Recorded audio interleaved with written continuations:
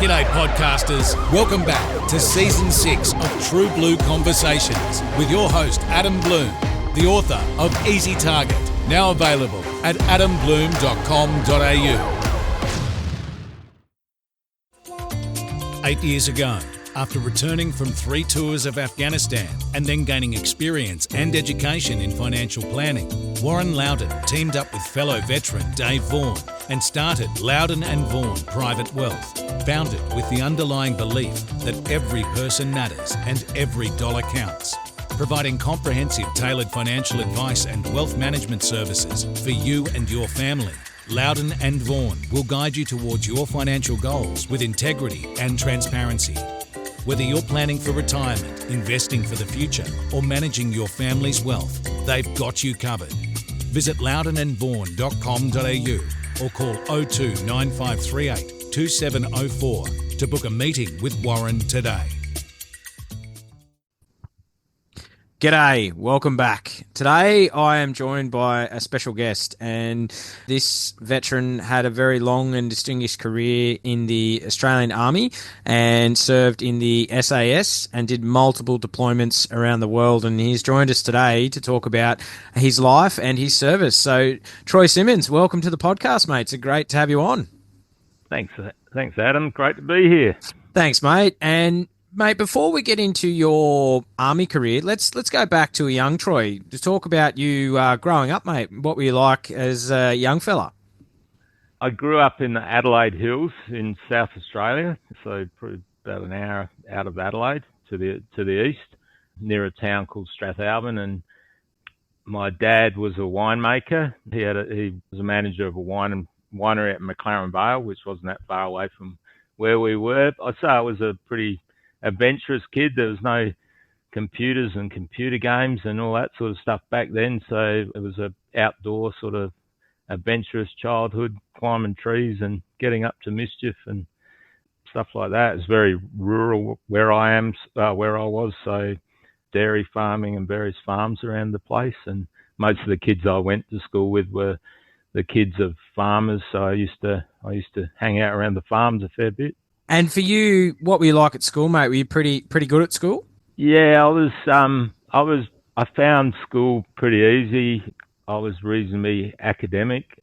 I liked reading and was interested in history, and I think my superpower was I had a pretty good memory, so I could do minimal work but remember everything and regurgitate it when I had to. But I've always had a pretty good turn with words, and I was able to put together essays and assignments pretty well without too much effort. So, yeah, looking back, I was probably a lazy student, but I kind of relied that I had some skills and good memory. So I got through fairly well without too much effort. I probably cruised a lot of the time. I was quite artistic as well. So my parents were very artistic. Both of them had originally met when they were art teachers at a high school. So, yeah, they were always drawing and making things, and that rubbed off on me. So I've always been quite artistic as well. So you finish high school, mate, and then you go to university. And what did you study when you got to university? Well, I didn't really know. I was like any kid in the last sort of year 11 and what have you, year 12. I didn't really know what I wanted to do. But then I did work experience at the South Australian Film Corporation, which is at the time was fairly busy. They made Breaker Morant, before I went there, and quite a few famous films. Gallipoli was made in South Australia too. Anyway, so I was interested in filmmaking. I thought, that might be a good thing. And originally I wanted to go to the Film and Television School, which is in Sydney. But then I was pretty young and I didn't want to move away from home, and found out that one of the universities in Adelaide, Flinders University, had a filmmaking course. So that was part of a Bachelor of Arts course. So I enrolled in that, and I did a combined Bachelor of Arts, Bachelor of Law degree. And yeah, did that. And for a while I was commuting all the way from like an hour's drive from my mum and dad's place into Adelaide. And then a mate of mine that I knew from high school, who was also at the same uni, we ended up renting a place in North Adelaide and went to uni there. Yeah, I enjoyed uni. It was good fun. The filmmaking side was fun, but yeah, I had to do all the more academic subjects as well. But interestingly, in the filmmaking side, some of the listeners will remember a movie called Bad Boy Bubby. I remember when I first joined the army, it was a bit of a cult film, and everyone knew Bad Boy Bubby. And I used to say, well, I actually know Bad Boy Bubby, and I was kind of one of the idea for the actual film came from me, or partially from me, and they didn't believe me. They just laughed at me. But anyway, when I was at uni and doing the filmmaking course, they had a mature age student there called Nicholas Hope, and I got friendly with him, and I asked him, would he be an actor in a film I made? And I made this student film called The Manifesto of Mandible Reef, which is a pretty way out sort of film, but it had a lot of parallels with Bad Boy Bubby. A lot of the scenes were very similar. I didn't have cats getting wrapped up with glad wrap, but I had quite a few. It was similar in quite a few ways. And anyway, so I did that. I put it in a competition, but I didn't win. But anyway, I got good marks for it. And then anyway, yeah, years later, Bad Boy Bubby came out starring Nicholas Hope, and he won I think the AFI Best Actor Award for that film, and it was quite, it's still a cult film. And funny enough, I don't know, it's probably about 5 or 6 years ago now, but Nick was in Perth in a play at the theatre in Perth, and I got in touch with him and to catch up with him, and we went out and had breakfast together and stuff like that. And I hit him up and I said, I've always wondered, did the actual idea from Bad Boy Bubby come from my film? And he said, more than you know. So instead of getting upset about copyright, I thought, oh, that's pretty cool. That's anyway. Yes. So yeah, I did the filmmaking, and yeah, the academic subjects didn't interest me that much, really. Yeah, I was enjoying it, but years before that, I think when I was about 10 or something, my dad had given me a book about the British SAS, picture book, and I used to pore over that and to imagine all that exciting stuff. And I remember seeing the Iranian embassy and the stuff in the Falklands with the SAS and all that sort of stuff. And at the time, I didn't even realise Australia had SAS. And my dad had done national service, and my uncle had been in the British Army, and I was kind of interested in army stuff, outdoorsy sort of stuff. And I was thinking while I was at uni, I thought, you know what? Why can't I just join the army for 4 years? I'd done a bit of research, and I realised they had a 4-year minimum enlistment. I thought, I could have a break from my study and go and join the army and go to do SAS. So I'll be able to do parachuting, all that exciting stuff, and then I'll come back. So I told my mum and dad that, and that went down like a lead balloon. And but anyway, I wouldn't be told. I said, yeah, I'm going to drop out of uni and join the army. And I'd spoken to a guy I'd been at school with who was a signaller, and he'd been posted to the SASR in Perth as a signaller. And he told me all about it. And I said, I'm going to do that. And then he said, don't join as an officer, because if you join as an officer, you know, you'll do a couple of years in the unit, and then you'll go to spend the rest of your career in Canberra and might come back for a couple of years. Oh, I don't want to do that. I want to do all the action stuff. I'll join as a soldier. Anyway, you know, probably not the wisest move, but it worked out okay. And anyway, so much to my parents' horror, I joined the army, and yeah. So you joined the army in 1991, and back then, mate, as you're saying, the internet wasn't really there. So what did you go down to the local recruitment office, and how did you join back then in 1990? Well, the law, when I was because I was doing a split degree, I was doing the arts at Flinders University, which is a bit out of the city, but the law part was at Adelaide University, that was right in the centre of the city. And yeah, the head recruiting place was right in the city, so I just walked over there and hit them up. And of course, when you speak to these recruiters, they've probably never even met anyone from SAS. So, I want to join the SAS. Oh yeah, okay, no problem. The SAS, yeah. And they don't tell you the reality that the 4-year enlistment process, they're going to laugh at you if you suddenly, you know, tell them you want to join SAS in that period. But they didn't tell me yet. They said, oh yeah, do that. They tried to press me into doing the officer stream, but I was adamant, no, I want to join as an OR. So, yeah.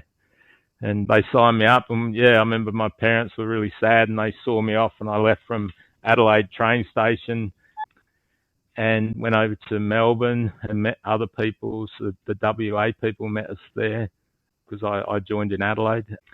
And then we caught the train to Wagga in New South Wales and then on to Kapuka, and it all went from there. So what do you remember of your time at Kapuka, mate? And was it because you're a little bit older, weren't you, when you went to Kapuka? Yeah, I think I was like 20, 22 or something like that.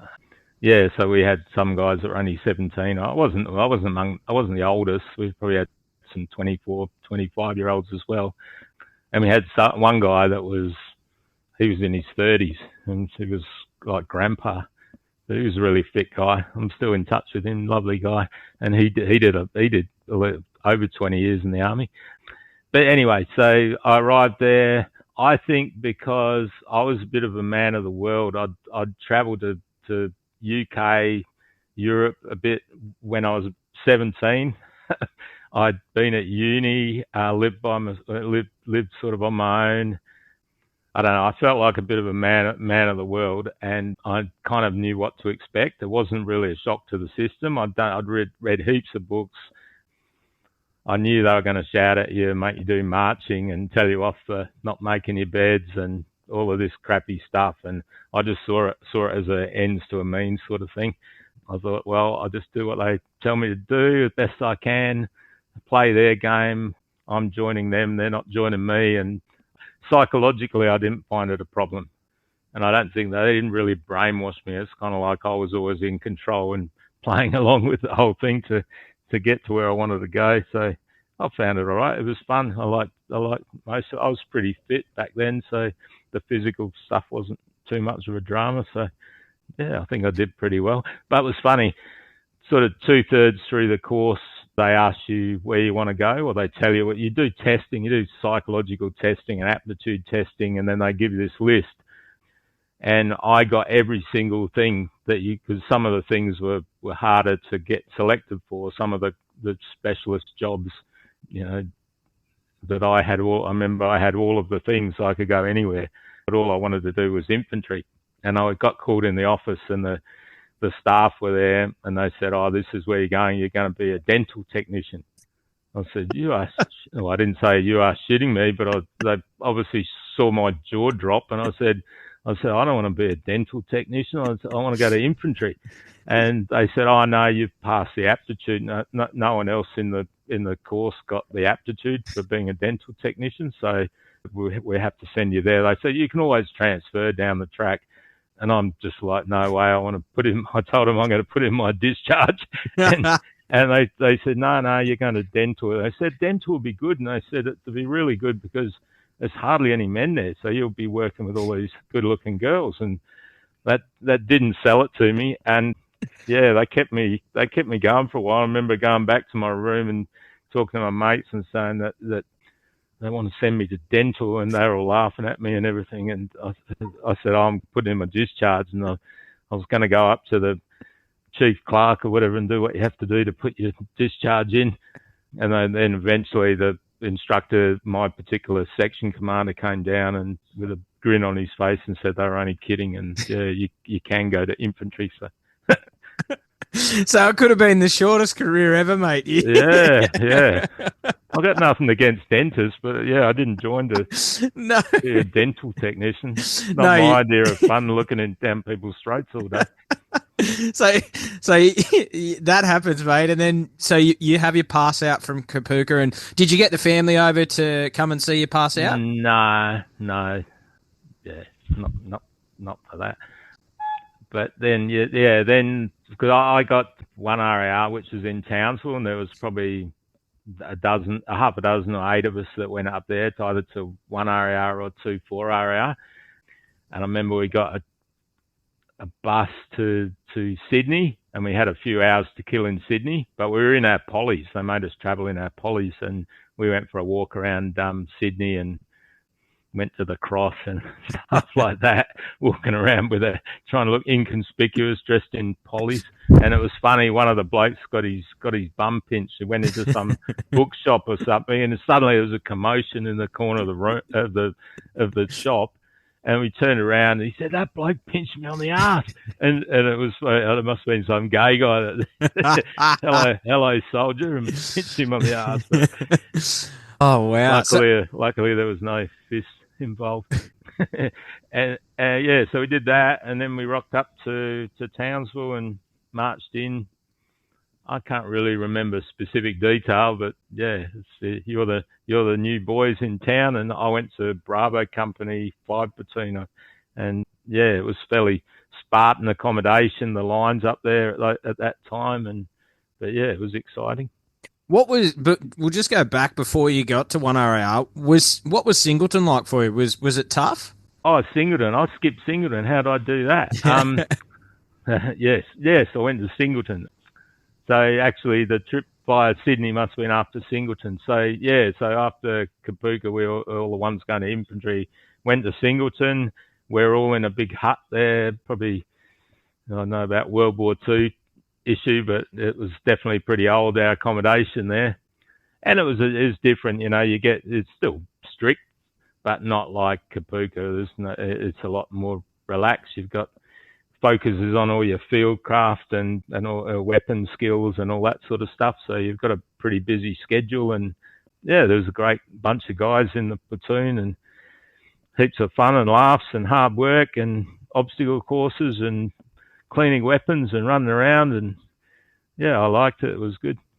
So and then you do Singleton, mate, and then you mentioned you go to 1RAR, and this is, I didn't mention this at the start, but you deployed on Ops Solace into Somalia in 1993, and this was the first deployment since the Vietnam War for infantry troops. How did that come about, and what can you tell us? Because you're the first Somalian veteran I've had on the podcast. What was our role over there in Somalia? I'll just go back and lead into it. So I'd been in the battalion a year, and during that year we had K92, which was a big all defence exercise. So I'd done that with them, and then out of the blue, none of us expecting any operations in the near future, in our lifetime, sort of thing. I was actually on leave, so it was the Christmas leave at the end of '92, and got a telegram saying you've been recalled from leave.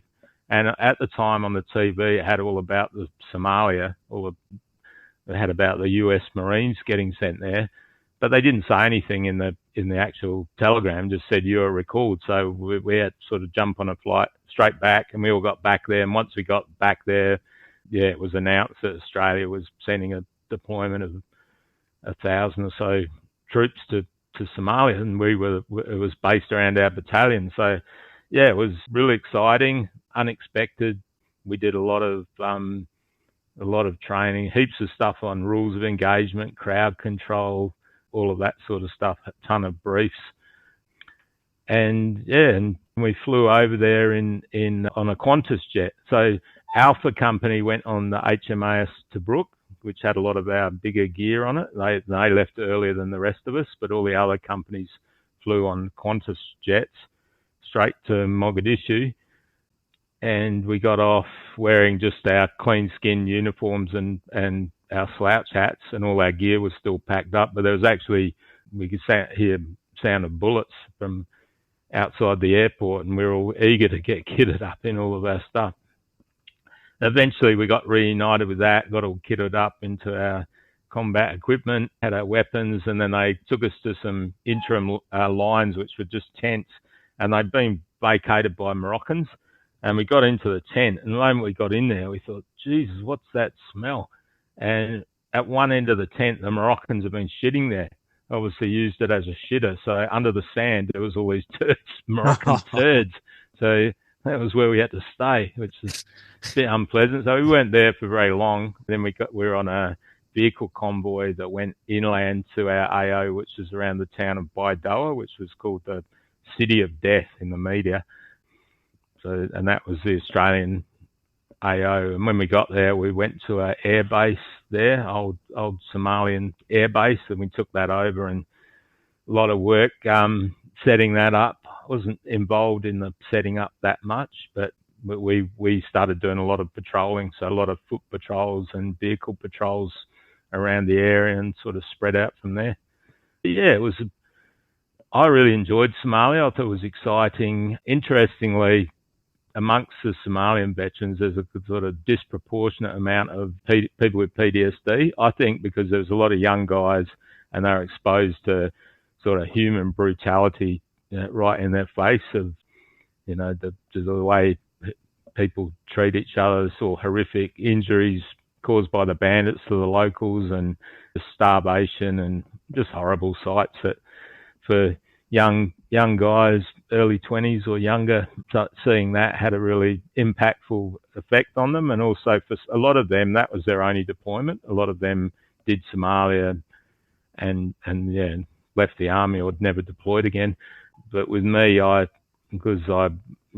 subsequent career, what I saw in Somalia kind of paled into insignificance, I guess, a bit, and kind of hasn't really left me with any negative memories. I just can remember having a good time there, and the things that were bad, I just kind of look at objectively. But it was when we used to patrol around, the Somalians just used to shitting in the street, and they had really rancid shit because they used to, whatever they ate or weren't eating, and we'd be going to a knee as we were patrolling around the town, and invariably every few hundred meters, one of us would kneel in a human shit. It was bad. I remember my patrol commander said, it was stinking hot over there, and he said, we'll take a spell.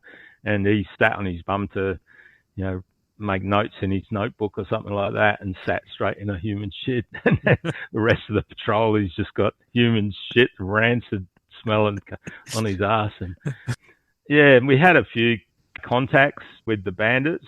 I was actually the Minimi machine gun guy, so we got issued the 5.56 Minimis or F-89s just before we went, and I did a course on that, and I carried that, and I had a pistol as well, a Browning pistol, and I fired the gun a couple of times at sort of fleeting bandits that had fired a few shots in our direction. So a scout got his MVG shot through on a sort of evening patrol once, and other than that, it was for Bravo Company, it was relatively quiet. We get the odd sort of minor contact. There was always the threat there. And Charlie Company and some of the other companies had a few more full-on contacts. But yeah, I enjoyed it. It was a good sort of experience of deploying, and sort of set me up for future deployments, I guess. And how long was that deployment for, Troy? I think it was about 6 months, or maybe a bit short of 6 months. Can't remember exactly. But we actually left there, the whole Black Hawk Down thing, we left before Black Hawk Down happened. That happened in Mogadishu, and we were further inland, but yeah, we were in and out before that actually happened. So and then really that, as you say, that's really what put Somalia on the map, was the Black Hawk Down incident. Yeah. But you guys, you served over there, and then so you come back from that deployment, and then are you back in the battalion just the next couple of years, just outfield and doing all that sort of thing? Yeah, my goal of getting to SAS hadn't changed. Somalia put a bit of a pause on that, which wasn't a bad thing, because the more experience you can have before you come over to Perth is all the better. Just a funny thing though, I was a machine gun guy on the Minimi in Somalia and done a course. When I got back, they took the gun off me and said I wasn't qualified, and because I hadn't done the new official ADF Minimi course that you're supposed to do. I'd done a course, but apparently it was the course report was wrong or something, and not under the right code, so they took that off me. So that was funny. And also it was funny, they gave us the ICB Infantry Combat Badge for going over there, and we got the AASM. And a lot of our guys copped a fair bit of heat off that. We heard guys that went on courses, promotion courses, and get that off. You guys didn't deserve it. And there were some guys that went to do courses at Tully, jungle courses, and the instructors, some of them were Vietnam type guys, were getting stuck into them and saying, you think you're war heroes because you did that, that peacekeeping mission over in Somalia, being quite mean to them really, but yeah, it wasn't full on war like Afghanistan or something, but it was definitely dangers, and it was a shooting type deployment. It wasn't just guarding things and no danger. Anyway, so yeah, I did courses. I did a recon course. I did a sniper number 2 course, a signaller course, basically any course that interested me that I could get on. Yeah, and the normal routine in the battalion, going on jungle exercises and field exercises and all of that sort of stuff. And I put in my application to do selection, and I ended up on the November 95 selection. So that was exciting. You could do the you have briefs from SAS people that used to come around to all the military bases, and then once you get your name in, they send you to do testing, and there was a raft of psychological testing and interviews and all that sort of stuff. And then if you get through all that, at the time you're then panelled on the course. So we flew over to Perth to the Pierce Air Base, and I remember on that course, the first thing we did was a swimming test. So you just had the massive flight on a Hercules all the way across the country, and we got off at Pierce Air Base in WA, and they immediately took us to the pool at the air base and made us do the swim test, which is all treading water for 2 minutes with your full kit on, with your weapon, and swimming laps with all your gear on, and said to swim a lap underwater and all this sort of stuff. Anyway, I was okay. I got through all that, and I was doing pretty well on the course. They then take you to Bindoon, where the bulk of the course is, which is another town just outside Perth. I was doing okay, but then it was day 12, we did a PT session, and it was an accident, and I dislocated my shoulder. We were carrying a massive, big World War II issue group sit-up mat thing that we had to roll up, and it had handles on it on the side, and 4 of us were carrying this thing, running to the next activity, and one of the handles snapped, so we all got it on our shoulders and interlocked arms, and the guy that I was carrying it with had my arm interlocked in. He tripped over his own feet and fell over with my arm sort of interlocked, and with the weight of that, and I popped my shoulder straight out. So I had to see the medics, and they took about 3 of them to pop my shoulder back in. And then it felt okay, but then the doctor said to me, "You're getting removed off the course."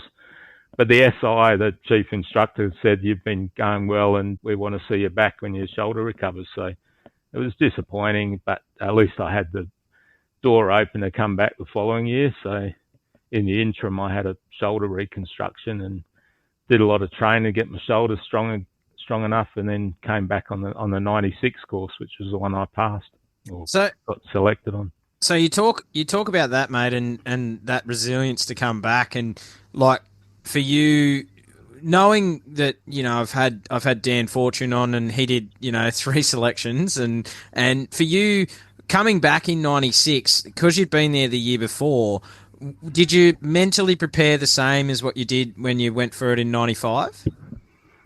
I think yeah, I learned a few things from it. Like I then knew how many push-ups they make you do. So I smashed myself with push-ups. I'll be watching TV of an evening, and then every time there's an ad break, I'd pump out 100 push-ups. And because on the course, they make you do a lot of that stuff, but you don't want that stuff to fatigue you. You want to be able to get through that so you can do the real stuff. So I made sure I worked on that. Everything else was pretty good. I pretty much did what I did the first time. I had pretty hard feet. I did all my training with no socks on. I used to wear boots and no socks and go on big stomps out the back of Mount Stewart and around. And when I first did that, I ended up with heaps of blisters, but gradually they calloused up. And so I had really hard feet, and that's the key too, because a lot of people get crippled by their feet, and otherwise they're fine, but their feet fall away on them. So I did that again. I didn't try and be too healthy the second time. I didn't try and lose weight or anything, or, get too fit. Because it's good on there to carry a little bit of weight, I think, because you lose so much weight on the course just through lack of food and just continue activity and what have you. So I I remember the night before I flew out on the second selection, I went to one of the good pubs in Townsville and had a massive surf and turf and a couple of beers and stuff like that. I thought, that's not going to hurt me. I've either done the training or I haven't, so it won't make any difference. I might as well have a good feed with a bit of energy to take on the course. And yeah, so the worst thing is knowing what to expect. Like, they're always slightly different, but I knew, that it's a shock when you first get there because your feet don't touch the ground. But yeah, knowing that it was going to be like that, I had some trepidation because I'm not that again. but then it was okay. You just take each activity and each day as it comes. Don't sort of try and take it all on board. Just take it in little bites. And once you got through one little bite, forget about that and do the next little bite. And that's the way I went about it. And gradually during the course, when you come together again after all these activities, you realise your groups suddenly got smaller, and then it starts getting smaller again, and that gives you a little boost too. Not that you like seeing people going who you've met and stuff, but it does give you a boost that, well, if there's more people leaving, there's more chance for me. And yeah, gradually over the 3 weeks, the course dwindles down, and you realise, well, I actually got a second burst, I think, about halfway through the course. So the first week or something, you're pretty low, but then later in the course, you kind of get another little boost of energy.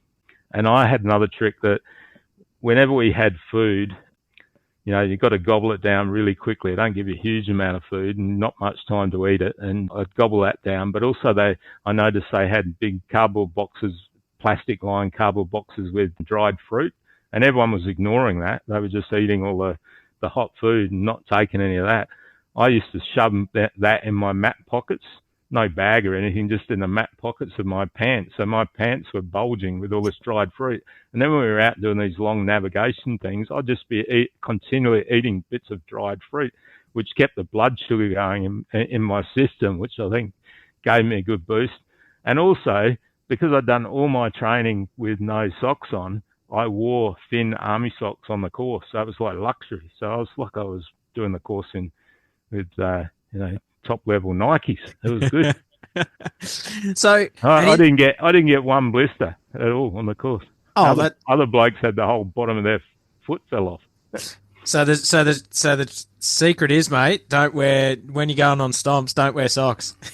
yeah. And then later on, when I was serving in the unit, whenever we used to go to jungle, PNG or Asia or whatever, in sort of wet jungle, I never used to wear socks. Yeah, right. Yeah. And in that same year, there was so when you were doing selection, the unit tragically lost 15 Special Air Service veterans in the helicopter crash. And mate, what was that like on the regiment? Because you're doing selection, and then this happens. What was that like?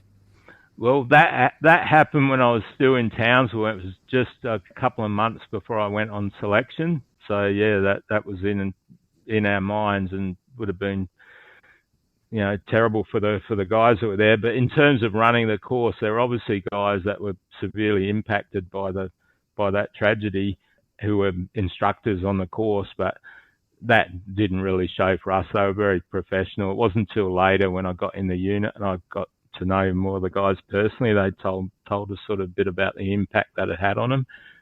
But yeah, my cohort on the selection were basically the immediate replacements in terms of numbers for those poor guys that got killed.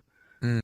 So yeah. And how many started selection with you, and how many finished when you actually finally got through to the Rio cycle?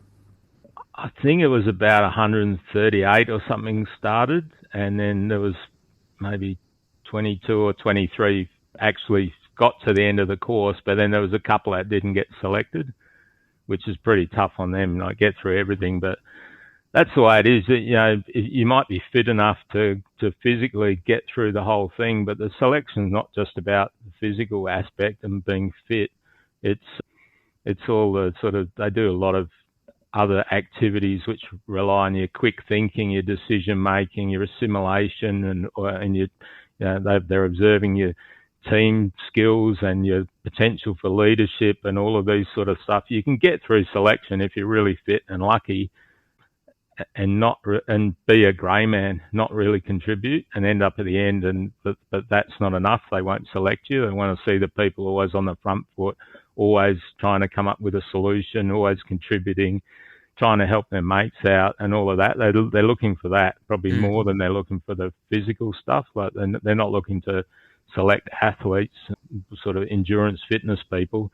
They assume that you're going to be fit enough to get to the end, but they're not. That's not really what they're selecting you for. They're selecting you for those other attributes. So it's always, you feel for those guys that, and years later, I was the troop sergeant of selection wing, and directing staff. So I was an instructor myself. So I saw it from the other side, and I'd have to tell people that they weren't getting selected or speak to them after they've been told. And yeah, you feel for them, and they put in a great effort, but it just wasn't what the regiment wanted. And, great accomplishment to even get through the selection. And unfortunately, sometimes that's just, you're right, the attributes weren't what the regiment was looking for, but still an achievement in its own right. And we used to make a big effort to try and let them down gently and give them as much encouragement as we could, because it's counterproductive if we send off these guys, who are great soldiers or officers, and we're sending them back into the normal army, and we don't want to create more haters out there. So we don't want them to feel humiliated or undervalued or something like that, because back in their normal unit, they might be a star, and they may go on and, particularly the officers, to be someone who's has influence over things for SAS. So you don't want to send them off saying, well, they were a pack of arseholes and I hate SAS. So we're very conscious of that. So that happens, and then you pass your selection, mate, and then you go on to the Rio cycle. And most Special Forces veterans I've spoken to, there's one aspect that they struggle with. Did you struggle with anything on the Rio cycle that you can remember? Yes, I think it was height originally. So I'm good at really high things, but low height I'm not very good at. So we did, one of the things we did, I remember, and I can't work out why it was at the time, because it's never happened to me again, but we did a thing where you had to rappel off the top of a building, but it was quite low. It was only like a 2-story building, and you had to jump off, and so you free fall for a tiny amount, but then you have to apply the brake on your system, and then just stop yourself before you go. It's kind of a confidence building thing.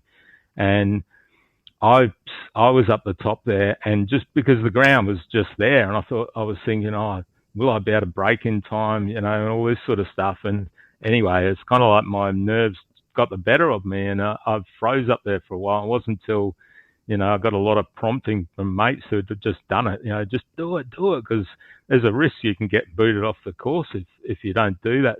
You freeze on those sort of things.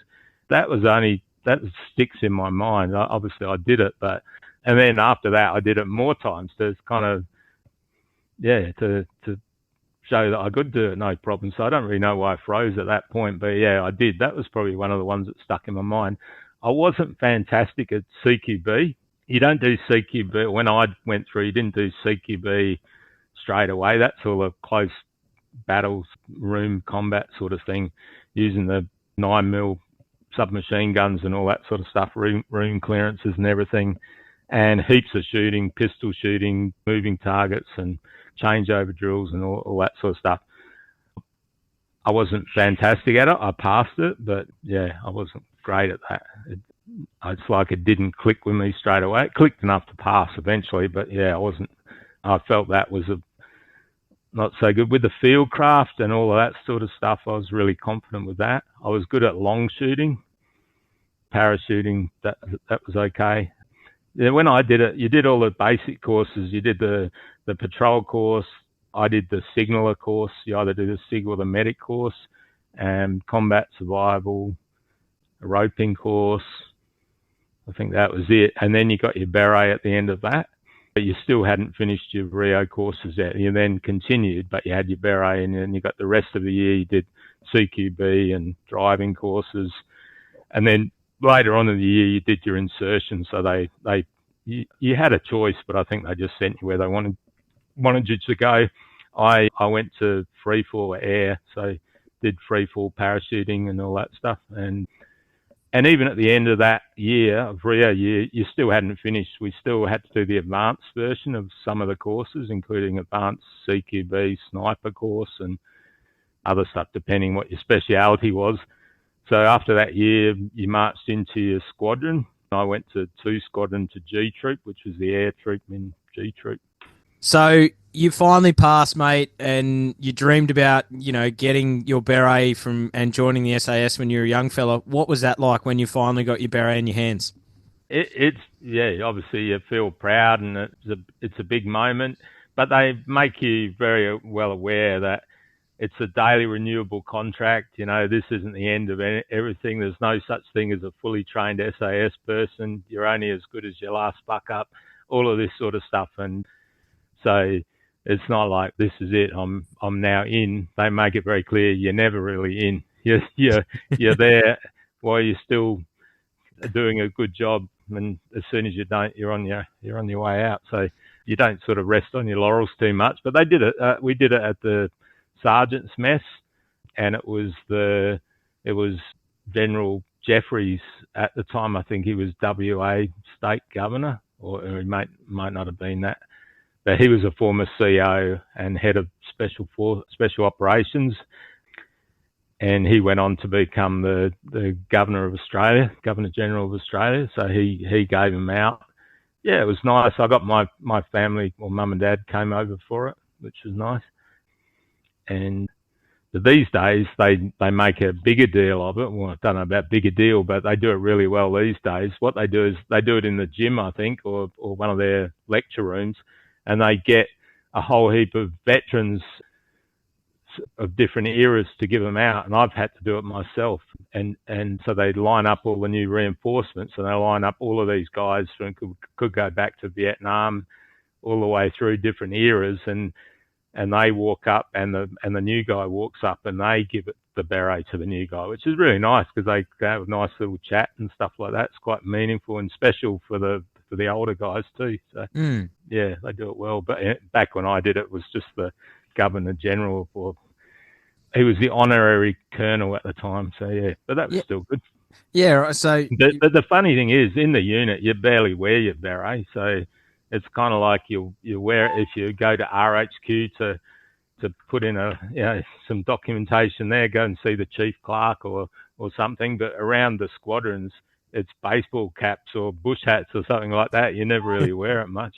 So you finally get in, mate. You're in 2 Squadron, and after a couple of years, you deploy to East Timor. And what was that role over there for you guys? Well, before I did that, it was Op Gold. So the whole time we were on the Rio year, we were kind of working out who was going to what squadron and where you would sit, because we had a 3-year rotation, and you'd have 2 years on the green role, and then you do a year on counterterrorism in the black role. And the way it fell was that if I went to 2 Squadron, we would be on team during the Sydney Olympics, so we'd be covering that. So we were quite looking forward to that. So that was a big focus, and we did heaps of training. We spent an extended time on team doing the black roles, and we had heaps of resources and money thrown at us for kit and everything, and spent a lot of that year 2000 over in Sydney. And we covered that. Nothing actually happened at the Olympics, thankfully, but we did great training, and that was a great experience. And while that was happening, then we had other squadrons that were like 3 Squadron were the first to go to East Timor. So that was all happening. And once we finished with the Olympics and everything, we then went over and did our rotation over in East Timor. And that was good. That was a good deployment. Was that a 6-month deployment for you guys? I think so, yeah. I can't remember. I did 3 of them. So I did two at Balabo, which was all sort of patrolling in the jungle, and we were looking for incursions with the Indonesians and the various bandit gangs that were there. It was like classic jungle stuff, so we'd get roped in and have an AO, and we'd be patrolling around, going into observation posts and listening posts and all that, and observing the border and what have you. So and then getting extracted, often winched out and stuff like that. And then we go back to Balibo, which is our main camp. So I did 2 like that. I can't remember the gap between them. And then later on, I think it was in 2004, I went over there again, but that was specifically, we were looking for, I think, Renato and some of the guys that were causing trouble there. We were looking for them. So in that first appointment, did you have a contact, or when you were over there in East Timor, or was it not? There was no contacts in that one. I can't remember having a contact when we were there. We captured some Indonesians that are straight over the border, and we captured a few of the bandits. But yeah, we didn't have a full-on shooting contact. Some of the other patrols did, but my guys didn't. And this is where in your career things started to ramp up a lot. And do you remember where you were on 9/11 and the day that changed the world? And where were you, and what do you remember of that day? I was in East Timor. So, yeah, I was there. It came on the news there. We had a bit of a rec room area and we were watching that. And, yeah, I remember us thinking I probably ended up in the Middle East next. So, yeah. And it was deployed. And then that happens, mate, and things start to ramp up. And in 2002, you deployed for your first of many trips to Afghanistan. And yeah, what was that like in 2002? Yeah, what else happened in 2002? We did lots of hearts and minds as well in that state. We'd go around. We did a bit of, even though we were free fall, we did a bit of work in the vehicles and went to remote villages. And at that time, they were reasonably friendly. We'd give lollies to kids and stuff like that. Trouble is, nearly 10 years later, those same kids were probably shooting at us. But at that stage, it was okay. The threat was still there, but nowhere near as bad as it was later. And we'd actually go into villages and sit down. We did a troop level hearts and minds. Now, troop commander got sick of having these little shuras or meetings with the locals. Like, we go in and sit down with the village head man, eat some food. They give us their naan bread and weird food, and we'd be expected to eat it. And it was funny, but they give us a glass cups with poured tea into it. And you look at the tea and it's got wrigglers in it, like little things inside the tea. And blokes would turn around and like throw it over their shoulder, but then the people would notice that your tea had gone, thinking you'd drunk it, and then top it back up. But anyway, our captain, Neil, he was sick of being the captain because they used to give him the prime food, like bits of goat or lamb or dog. He wouldn't know what it was, and he was getting sick from it, physically sick. So he got our troop signaller, who was a 152 signal guy, to be the captain. He said, next village we go to, I'm not being the captain, you be the captain. He's a corporal today, that you're now the commander. And so walk in and he'd be introduced as the captain, and he'd sit down with the head men, all these old Afghan guys, and all the people would bring out all the food. And this time they brought out this quivering lump. It looked like a lump of fat. And we found out later that it was the fat from the arse of a sheep. And that's a delicacy, and they were carving off slices of this fat, and you could see just like veins and stuff in it. And they wrapped it up in naan bread for him, and Neil, the captain, saying, "I've got to eat it," because he'd had to eat stuff like that before. So, Kez, the chook, the signaller, he's eating some of this stuff, and then about 2 days later, it was lucky he had bike pants on. He was wearing bike pants under his cans, but he was just exploding. That saved Neil from poisoning himself anymore. But yeah, there was some fun moments in 2002. Yeah, it changed a lot as we went on. So you come back from your first trip, and then you're back in the regiment, and then 0405 you're doing PSD missions into Iraq. And what was that like deploying to Iraq? So after that 2002 trip, that was when the Iraq kicked off. And it was the same thing I mentioned earlier. because 2 Squadron had found themselves at that end of the rotation of the 3 squadrons. So we were thinking, because we were actually in Kuwait, we'd finished our deployment, and that was basically the end of Afghanistan at that stage, because there was a break. There wasn't another rotation until end of 2005 or something, back to Afghanistan again. So we ended up quite there in Kuwait for some time, cleaning all the gear and get it ready for AQUIS and all that sort of stuff. So we were hosing down vehicles and tarps and all of that stuff there for quite some time. And meanwhile, Iraq was all bubbling away and kicking off. And we were thinking, well, we're here. We're ready to go. Don't bring in another squadron. We're rested, ready to go. We've got the vehicles here. Iraq's only just a few hundred Ks away. Let's go. But no, they brought us home and brought 1 squadron in, so they got that gig. And basically, yeah, that was all 1 squadron. They got a citation out of it and did a fantastic job. They were the first land troops over the border, I think. Meanwhile, yeah, we went back to Australia, but obviously Iraq just bubbled away for quite some time, and blokes were getting over there for short duration type trips, and I got over there on a couple of security things. We do the bodyguard for VIPs. We did one for General Cosgrove, I mentioned earlier on, exploding Euro light man.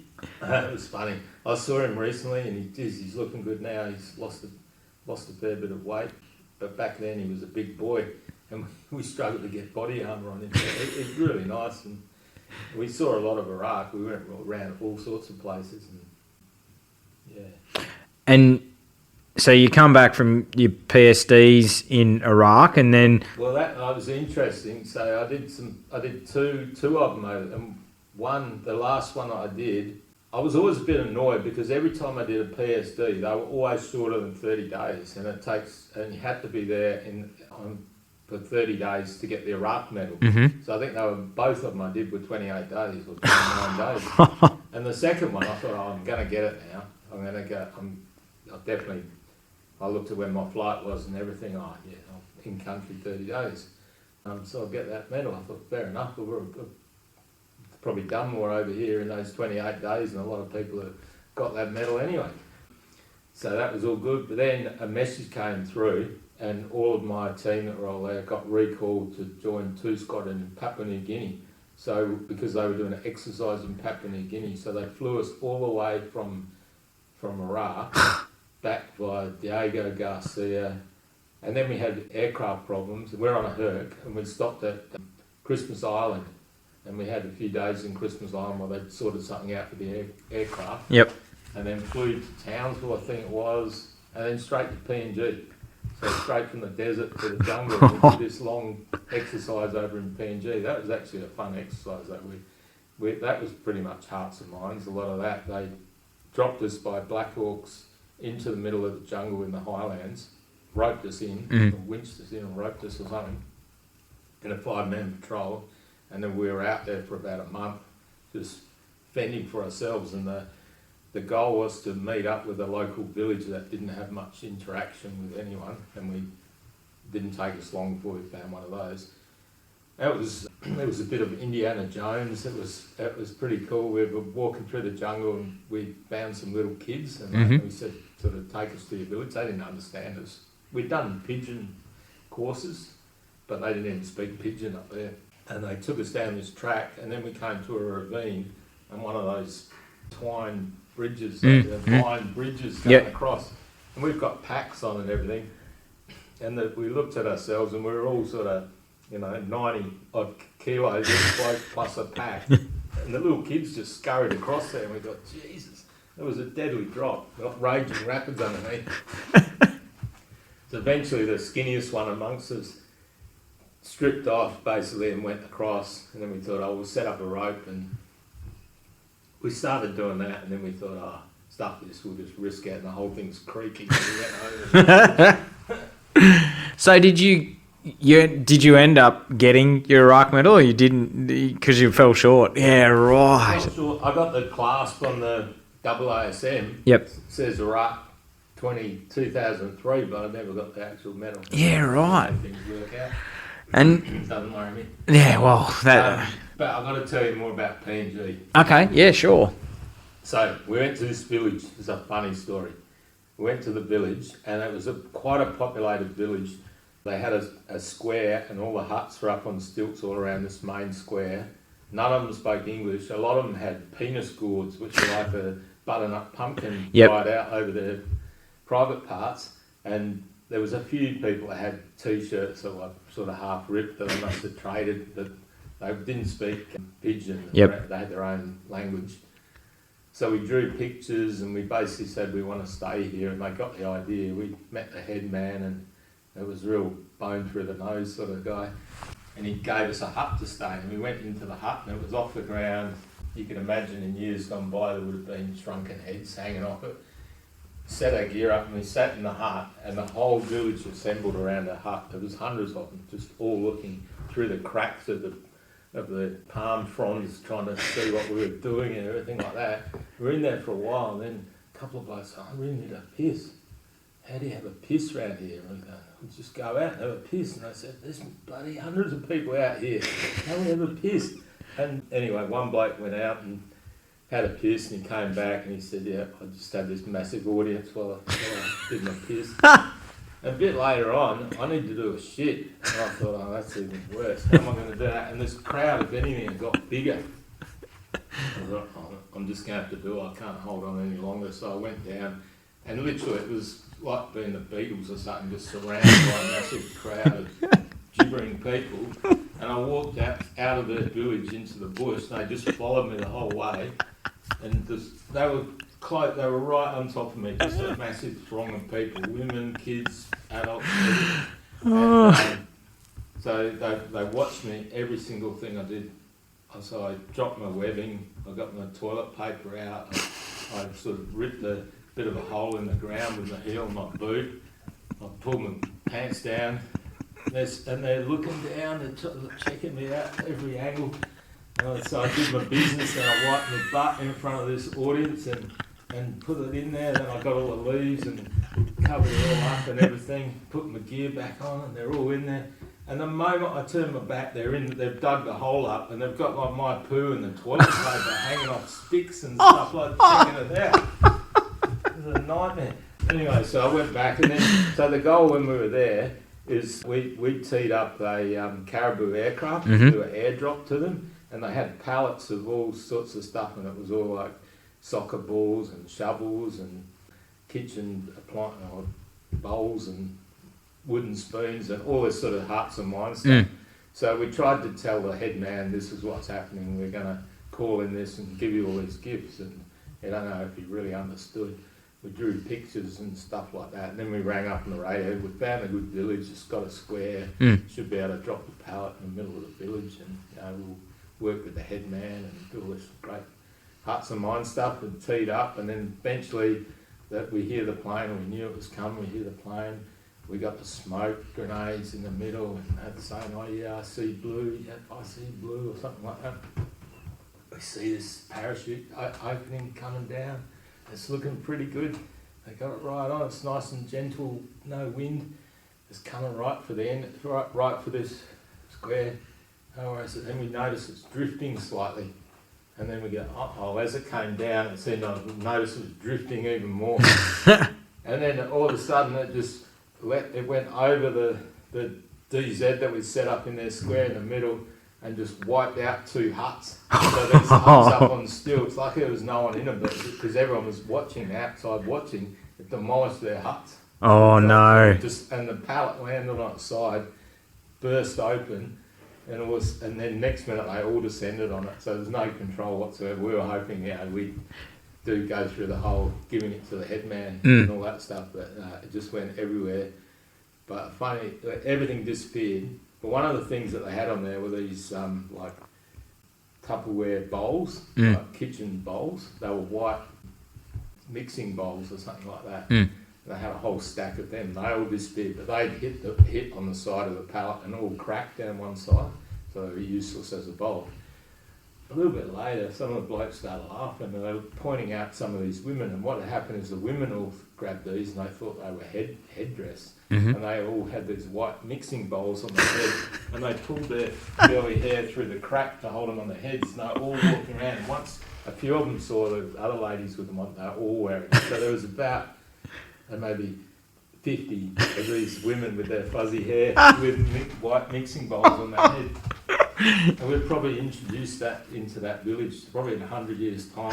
They'll be long after the plastic ones are in the landfill, they'll be making these wooden copies of those mixing bowls. Yeah, that was fun too. Oh, wow. So you have that happen, mate, and then you deploy in 2006 for your second tour of Afghanistan. And what had changed from 02 to your second trip in 06? We moved. We moved from Bagram to Kakarak, which is further down south. So yeah, that was different.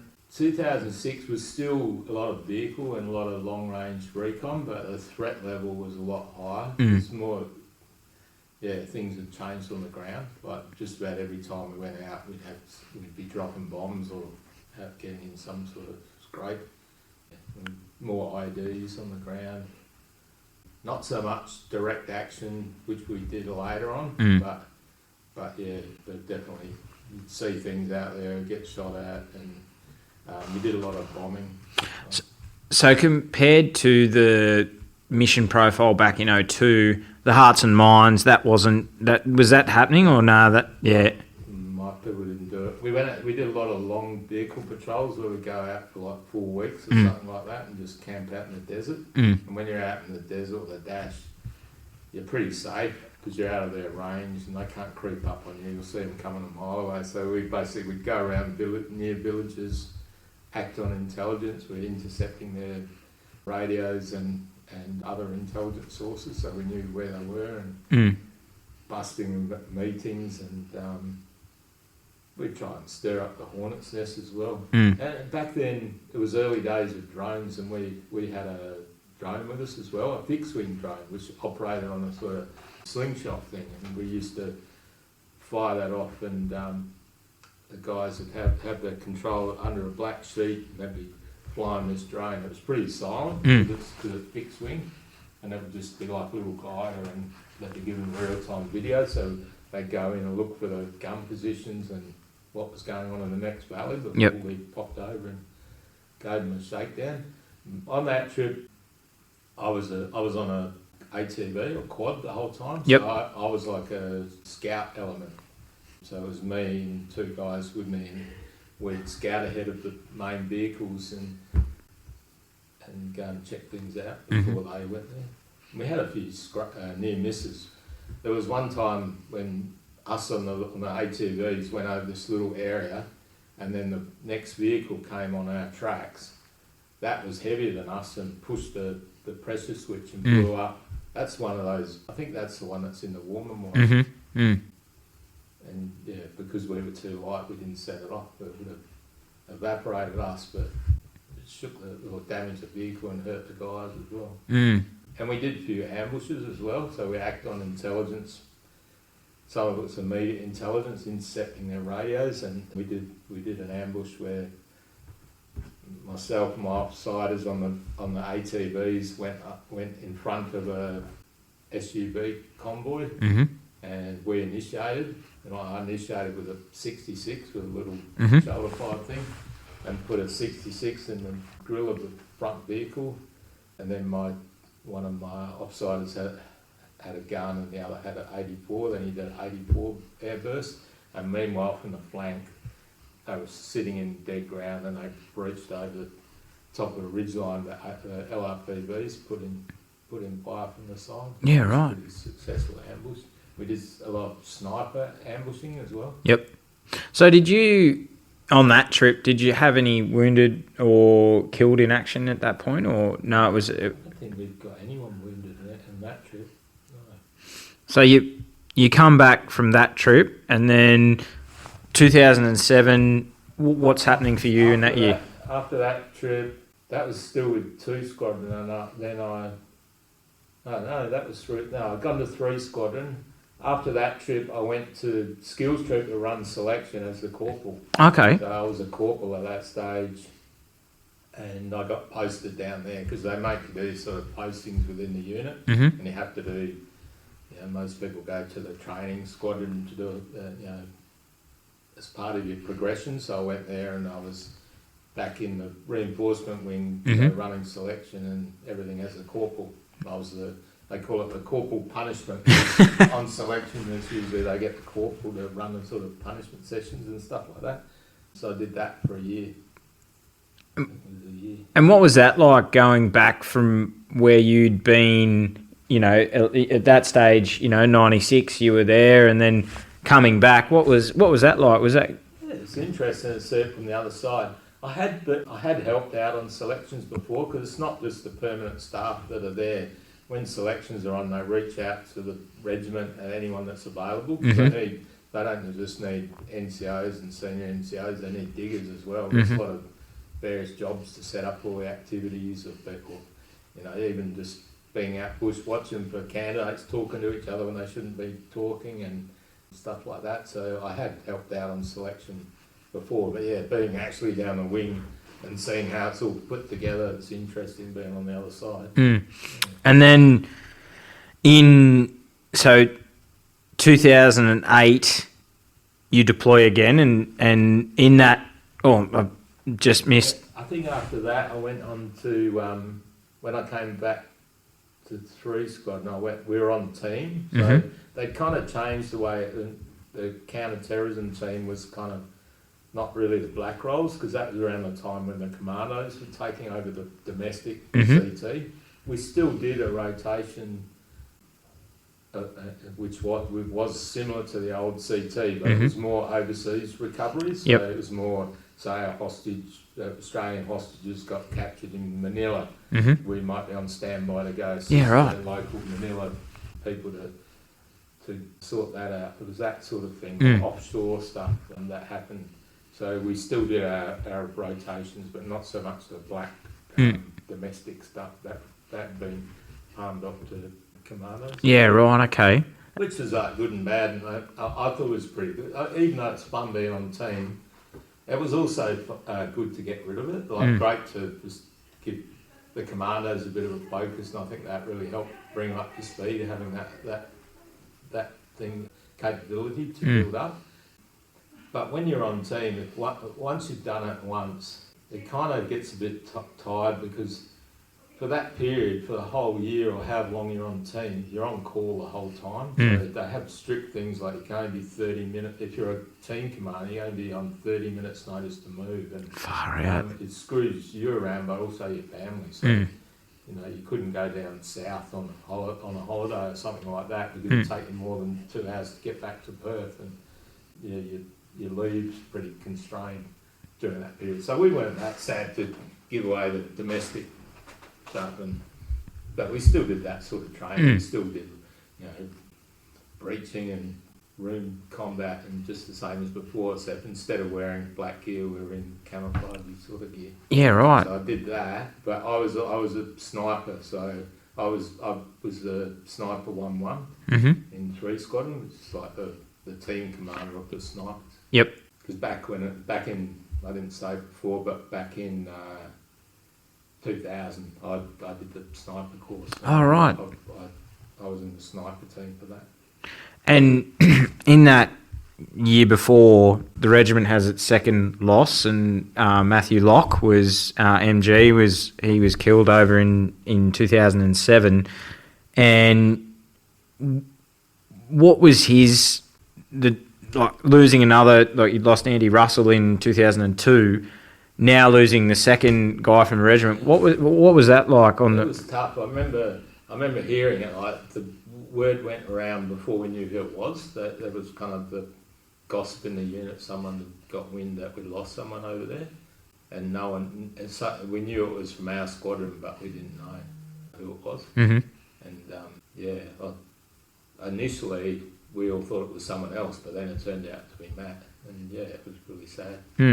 And like that, and then we'll get to now you're deploying again to 08, and this is where it's starting to get ramping up. The war is starting to really ramp up, and this trip I want to talk about your 08 trip, because this is where there's a significant event that happens, and I want to talk about this trip. So can you talk me through your 08 trip?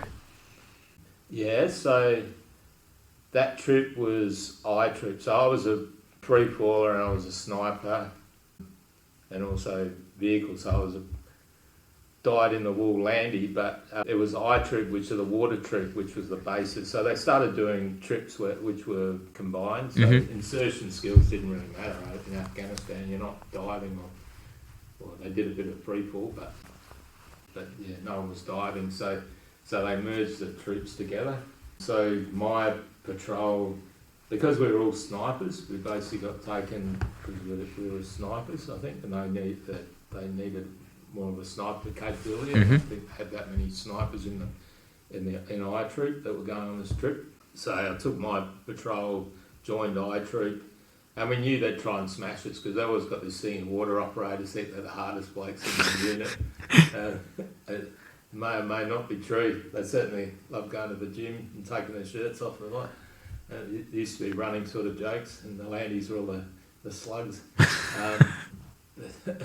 But anyway, so I knew they'd give us a hard time, and yet, sure enough, as soon as we got there, we started doing some PT, but we held our own. It was all right. They had us running around the sand dunes with stretchers and silly buggers like that, but they were fantastic. They made us feel very welcome. A great bunch of blokes. So I went over there early with the other patrol commanders and the troop commander and a few others to do the handover, and we did a few missions with one squadron, the previous squadron. I think it might have been two. No, it was one squadron. And I could on the first mission I went out, they hit one of their vehicles hit an IED, and the IED threat was through the roof, and yeah, the threat level was right up. They'd had a heap of contacts, and it was a different type of situation than on previous trips, much heightened threat level. So I was prepared for it, and by the time the rest of the troop came, we knew what to expect. By that time, we were getting pretty good intelligence, so we had plans on the shelf, so we could go at a moment's notice on sort of pre-prepared plans, but we also had deliberate things, so we kind of build a plan to suit the situation, and we were targeting the sort of higher value targets, and they pop up on a thing called the JPEL list, which is like a targeting list, and the headquarters would give us who were our priorities. And they kind of divide the jobs between all the coalition special forces and who was in our area and who we had the assets to go and get. And yeah, we were hunting the leadership, basically picking them off one by one. We had some good successes, but that was a hard trip because the very first trip that we did, we had a new OC who hadn't been to Afghanistan before, and he was really keen to get out on the ground, which is a good thing, you know. You don't want your OC to sitting behind the wire the whole time, so he wanted to get out there. But we were a little bit hesitant, particularly the patrol commanders, because we've been there and we didn't want to do a vehicle trip around the area just to do a sightseeing trip for the OC, but he was adamant he wanted to get that out there on the ground. And so anyway, we came up with a plan, and I said I'll lead, so out of Tarankout to Chora, which is a fair drive. So it was we went to Chora, and then from Chora we went to Baluchi. Then the final one was back, and basically it was my patrol led out, another patrol led from Chora to Baluchi, and then another mob went back. So the way I came up with the most annoying route ever to get through Tarankout and out to Chora, and I was getting over the radio. I'm not being sympathetic to the vehicles. I was taking them through creek lines and all this stuff, and I was in the very front vehicle, but I thought that's the only way to be really sure not to hit an IED. It was hair raising because the IED threat was real and they were everywhere, and they're smart enough to see you from a distance and put them in quickly to where they see you're going. So they were pretty hot on it, but anyway, we managed to get to Chora, which was a sort of a camp fob manned by local Afghan forces, plus I think there was some infantry, Aussie infantry there, and we just camped there and sort of reset for the night. I remember Harry Mock played cricket that evening, and then the next morning, early in the morning, we handed over the lead to another patrol, and off we went. And it was the lead patrol, then it was Harry Moff, who was sort of the head, he had the troop sergeant, Wayne, Mm-hmm. Yep. with him, and the interpreter, and I think that was about it. And Sean, yep. Of course. So anyway, they took off. They were doing a pretty good job of weaving and not going on the tracks and all that sort of stuff. And where they eventually hit the idea, it wasn't really an obvious spot. I reckon that was what I said before. They saw them coming a long way away. Even though it wasn't on the track, they sort of worked out, I reckon they'll come through here. They'll try and dodge this, they'll go here. And anyway, they put something pretty big in, or maybe it was there already, who knows. And that was pretty bad. I was in the vehicle just behind, so big bang. And, a lot of confusion. And the immediate thing when the ID goes off is counter-attack. So, if you're a smart Taliban guy, you put the bomb in, everyone's flapping because they've just been blown up. Meanwhile, you get a machine gun from a hidden spot into them. So our drills were immediately to cover out and protect against a secondary attack. But that didn't come. And it was really horrible. Because I know I've had Moff on, and I know, as it would be on all of his, he struggled and still struggles with that. He nearly lost his leg. He got a really bad infection. He seemed okay at the time, because I remember after we got back to camp, he was playing his guitar and everything and had his leg wrapped up, but inside his leg he had just a shrapnel, and that got really bad. So he was in a bad way when he got back to Australia, because that infection had just been building in his leg. Wayne was pretty shaken up, and what happened to Sean, it was dreadful, really. No way he could survive. If that happened out the front of emergency, he wouldn't have survived. And I know previous guest and you're one of you, Dan Fortune, who's been on the podcast as well. He even said it him, and you see raw emotion come out in him, and it does. It affects you. Like you've lost someone out of the regiment. Yeah, he was a nice young fellow. He said he wanted to do selection. He was a communications guy, but the type of guy that intercepts radio signals, and we started taking them out with us, and he'd done a great job. But he came to us very well recommended, because I think on a previous deployment he'd done a fantastic job. He might have got a commendation or something like that. But nice guy. And so that happened, and that really sort of set us back. Their first mission, we lost someone, so we knew it was going to be a pretty full-on trip. And after that, we had some successes. We captured some key people. We captured the head guy, Taliban guy in our province, caught him without firing a shot. We went in and surrounded his compound early in the morning.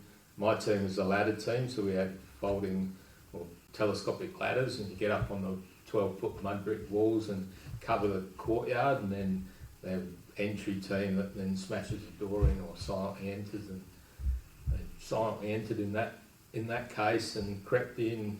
And he was laying on a bed in the middle, had a Makarov pistol under his pillow, and we got him without firing a shot. But with all these people, it was like catch and release. We found out months later that they swapped him for something and they let him go again. So it was that was a bit frustrating. So we got him, and that created a vacuum. Another guy, his heir apparent, suddenly became the top guy, so he became our top target. And later along, he popped up in Khas Uruzgan, which was about 80 k's away from Taran Camp. So we want to go target him. We also had a problem with air. Like in 08, we didn't have our own air assets, so we used to have to bid for air assets against other coalition forces, and the big bosses in Kandahar would say, SAS can have this. The SEALs have got these at the moment. Also, you're working out the higher level air assets, so ISR and the Predator and all those sort of things that you want to have on station. Also your medevac that you want to have on station, so all the stars need to align before you can go do a mission. So it wasn't just a point of us getting the intelligence saying, right, we're off. There's a lot of stuff was out of our control. But anyway, we organised some Chinooks to take us to Khas Uruzgan.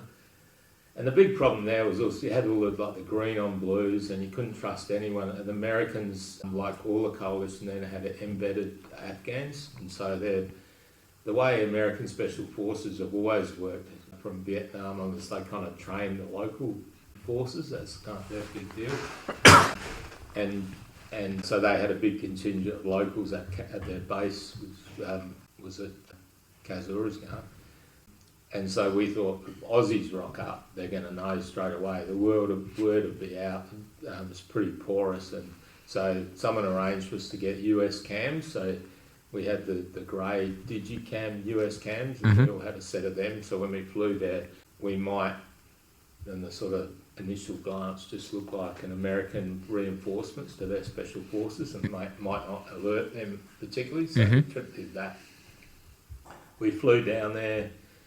When we first got there, we did a night patrol, just like a shakeout patrol, but it became quite clear that the target we originally went for had gone to a higher altitude, and we didn't have any air to be able to get to them. And even that, once you go to a certain altitude, you can't fit many people on that aircraft. They just don't have the lift in the thin air. Yep. So it wasn't viable to even go chasing. So he was off the table. So then we asked the Americans what can we, because we didn't have a return trip back to Tarin Kowt for a few days or something. So we were there. So we said, what can we do? And they said, we've got a valley to the north and a valley to the northeast, and basically they're no-go for us. Every time we go in there, we get attacked and stuff like that. They had a real good thing at their base, which was a mud model, sort of almost the size of the room we're in now, pretty big, with all of the features and valleys. It's like real professional. Yeah, right. I guess the Americans got enough money to do that sort of stuff. It was all out of plastic. It was like the thing that a train set would be. Yeah. Like that, but bloody cheap ass Aussie really would have just carved ours out of dirt. Anyway, that was good as a planning thing. They said, do this valley and that valley, and we'd do the North Valley first. So we came up with a pretty simple plan, which was kind of tethered goat, where our patrols would go in, get into sniper or ambush positions, and then the Americans would go in, basically being like a PSYOPS, a psychological ops, or hearts and minds type patrol, where they go out handing leaflets. And whenever they'd tried that before, the Taliban had all come out and smashed them, and they'd had to run off with their tail between their legs. So we were going to do that. So they'd go after the Yanks, but they wouldn't know that we were already in positions to get them. And we war gamed it and worked out the best positions. We'd cover the valley the best way. We got in a position that was really successful. We had, in front of my position, our killing zone was about 300 metres in front of us. We were in a little saddle of a hill, and we had two individuals that came, and then we got them, and then a vehicle came looking for them. They came over the radio. The two we'd initially got were commanders, so all the rest of them were looking for their leaders, and we had several vehicles that pulled up right in front of us in our killing zone, checking out the dead bodies. What's happening? Meanwhile, we're up there ready to get them as well. So that was a big success. Americans were really happy, and then we planned to get the other valley. So then we tackled the valley to the northeast. It's a well-known story because Mark Donaldson obviously got the BC, so it's been a lot of descriptions of this battle, so I'll probably get it different than the versions have been told before. I'll probably tell it different every time I do it. But yeah, it was a couple of days later, and we thought we'd do it pretty much the same way. It was the only difference with this one, it was a lot bigger valley. It was quite a deep, long valley.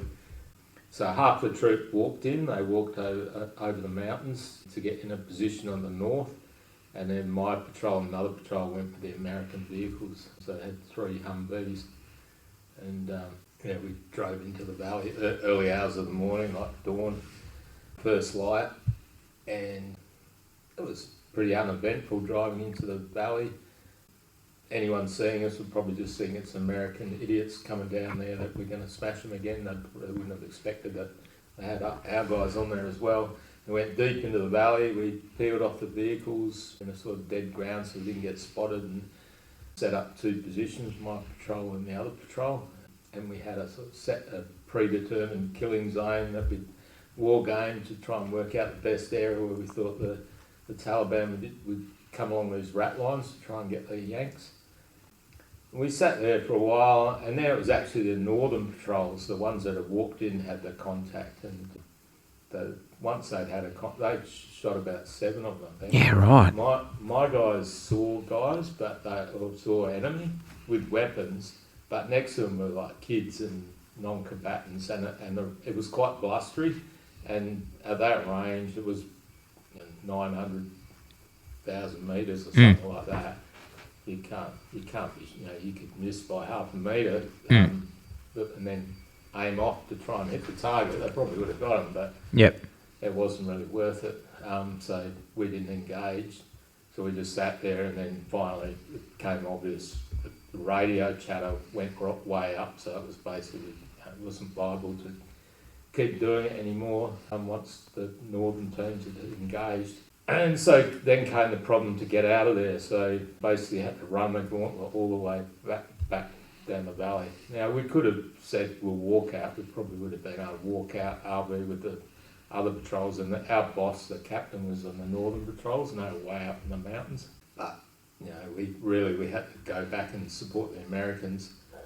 The best thing to do would be wait till night time, just hold fast, use MVGs, but because they had the Afghans with them, and the lead vehicle and the rear vehicle were crewed by Afghans, and they were a bit cheeky, they used the Afghans on the lead vehicle as an IED preventative measure, but they wouldn't let them have night vision, because the night vision, you couldn't trust them, end up with the Taliban, could do.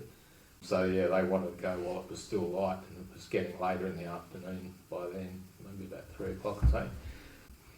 And so we both my patrol and the other patrol said we'll be with you, and it was really steep where we were, and we went down the side of the hill, and the Americans came back and said, their interpreters picking up the local chatter, and they said they've spotted you, and they're asking their boss, should we kill them now? There's 5 of them walking down the hill, should we kill them now or kill them later? And the boss said, no, wait till they all come together and we'll kill them all. And you're hearing that while you're fighting your way down a steep slope with a pack on your back is not good. So we RV'd with them, and I think I said there was 3 vehicles before. There was 5 vehicles, but the lead vehicle and the rear vehicle were Afghans. So 3 vehicles that the Americans were on, and we were on. So I distributed my patrol. Myself and a couple other guys went on the 2nd vehicle, and that was the command vehicle. So the US captain who was the boss of the Special Forces guys was in there. He was the co-driver in there. So we went to that vehicle, and then my 2IC and another fellow went onto the middle vehicle, and then Bob Wright, who was the other patrol commander, he was in the middle vehicle and the rear, and the second to last vehicle. They were all spread out pretty well, and as soon as we RV'd, the rounds started coming in. It was pretty heavy fire, very small arms and machine guns. Then mortars started coming in, so they were all mortars were getting fired from the green zone into our position, and shrapnel whizzing around. We quickly jumped off the vehicles because we realised they were bullet magnets, so we were hiding behind the vehicles, just trying to take whatever fire position we could. And then we started moving, but because my guys were off the vehicle and the ground was so rocky, it wasn't like we could just put the floor and get out of there. It was pretty slow going.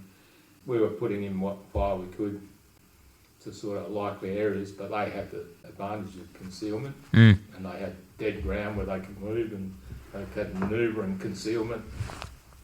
Local knowledge, It was pretty difficult. That the American STS guy, the fire controller, got air on station, and after a while managed to put a bomb on the mortars, which helped a fair bit.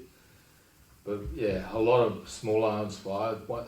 The middle vehicle had a US gunner on it. He was putting in heaps of fire, and he got shot in the arm, and it either went in the back of his elbow and out of his wrist, or in his wrist and out his elbow. But pretty bad wound, and my 2IC helped him and jumped in the turret, and he was on the gun for the rest of the time. And he had a full 100,000, 50,000 rounds or something like that on the gun at the start. And when he got to the end, it had like less than 100. Far out. And he was invaluable because he was passing situational awareness. But yeah, very brave of him to jump in the turret after the guy in the turret just got shot.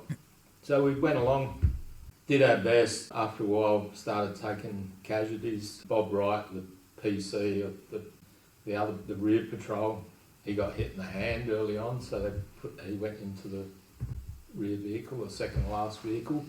So he was kind of out of action. There was limited opportunity for fire and manoeuvre. What little we had, we made use of it. But yeah, things sort of went bad from worse pretty quick. I remember thinking, on your patrol course and patrol commander course, you do a lot of these drills where you have man down and all that, but usually it's just one man down, not like your whole team's man down. What do you do then? And yourself. But yeah, round kept coming in. We lost, one of our guys got shot through both thighs, so rounds, like a machine gun burst or something went through both of his thighs. Far out. He was pretty seriously hurt. Yeah, it just kept, the radio communications between us was just going crazy, but hearing so-and-so's been hit, so-and-so's been hit. So we just went along, and then we had fire mainly from the green zone, which was on our left, but then soon we realised they were on our other side as well, so they had fire coming in from both sides. Yeah, so right. we'd be running around the vehicle trying to dodge fire, and we were using all the weapon systems we had. Main thing was try and keep momentum, keep a track on where everyone was, so we didn't leave anyone behind. Keep the spacing too. The lead vehicle, which was crewed by the Afghans, they were getting smashed by RPGs, so they reckon, we assessed that over the whole battle they fired about 40 RPGs at us. Some of them were point targets where they hit the ground, others were airbursts where they blow up on a timer thing and shower you with shrapnel. So I had a heap of them coming in, fire from both sides. Somehow they've got people on the ridge line, so we were kind of totally surrounded. We just made our way along, fought the best we could. We noticed a couple of Apache helicopters, and what it was a Chinook that was going to the Anaconda base, which was the US base up the other end of the valley.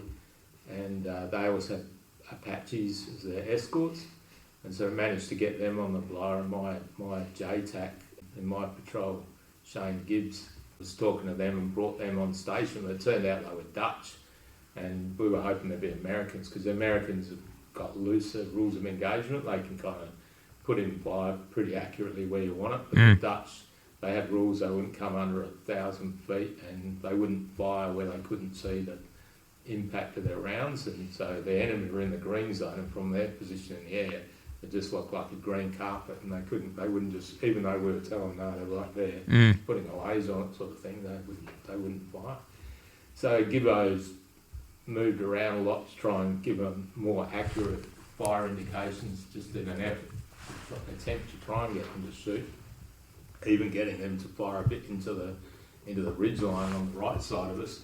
And then during that, he got shot through his laser rangefinder binoculars, and he got shot through the chest. It went sideways through his chest. Far out. He had body armour on, but just went straight through, collapsed his lungs, and they put him in a vehicle, and one of the US medics kept him alive, had to give him a tracheotomy, shove a tube down his throat.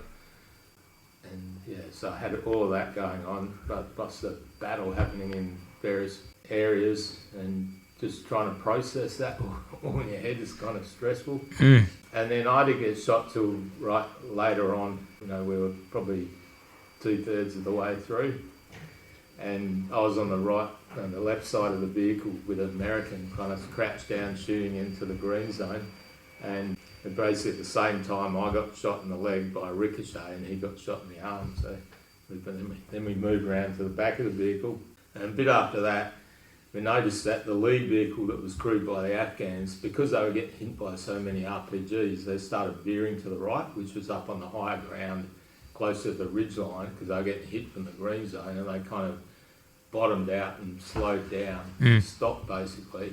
And because of that, it was a concertina effect in terms of all the other vehicles they were well spread out, but they all thought, well, the lead vehicle stopped, we can't just bunch up on them. So they stopped too, so we lost momentum.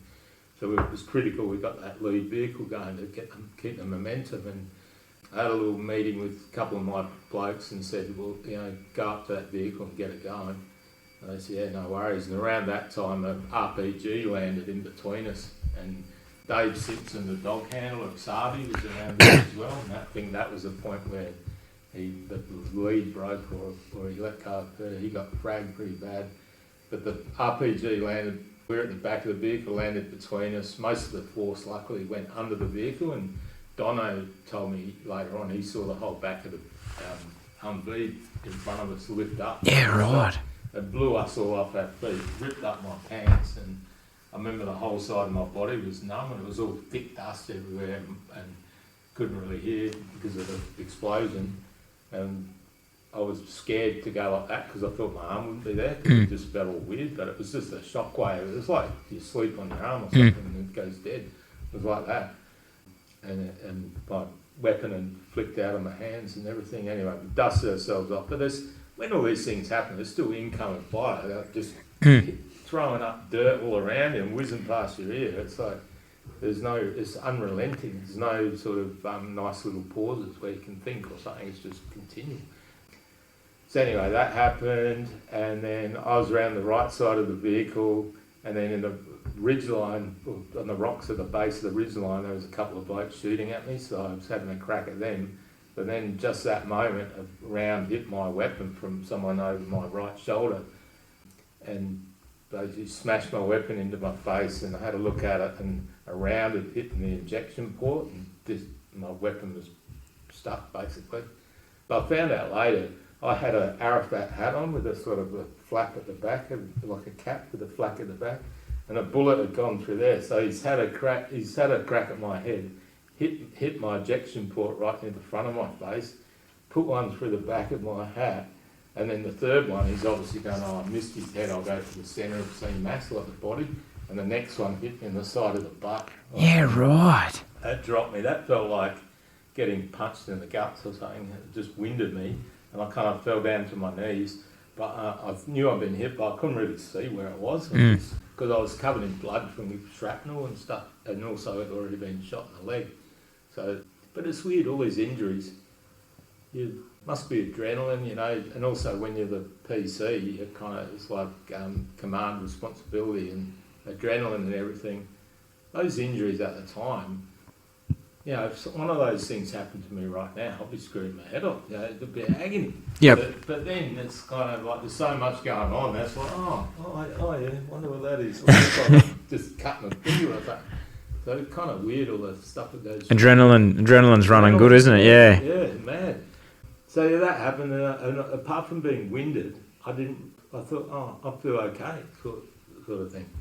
So anyway, then my next job was to tell the Yank captain who was in the second vehicle, he didn't get out of the vehicle once, don't blame him, that what was happening, that front vehicle needs to go, we all need to go, we've got to keep our momentum, so I basically need to pass that on to him. So I started walking to the right side of the Humvee, opened the door, had a quick conversation with him and said, my guys have moved to the front vehicle, the Afghans have stopped driving, they'll get it going, as soon as they go, we've got to go. He's like, yeah man, you're key man.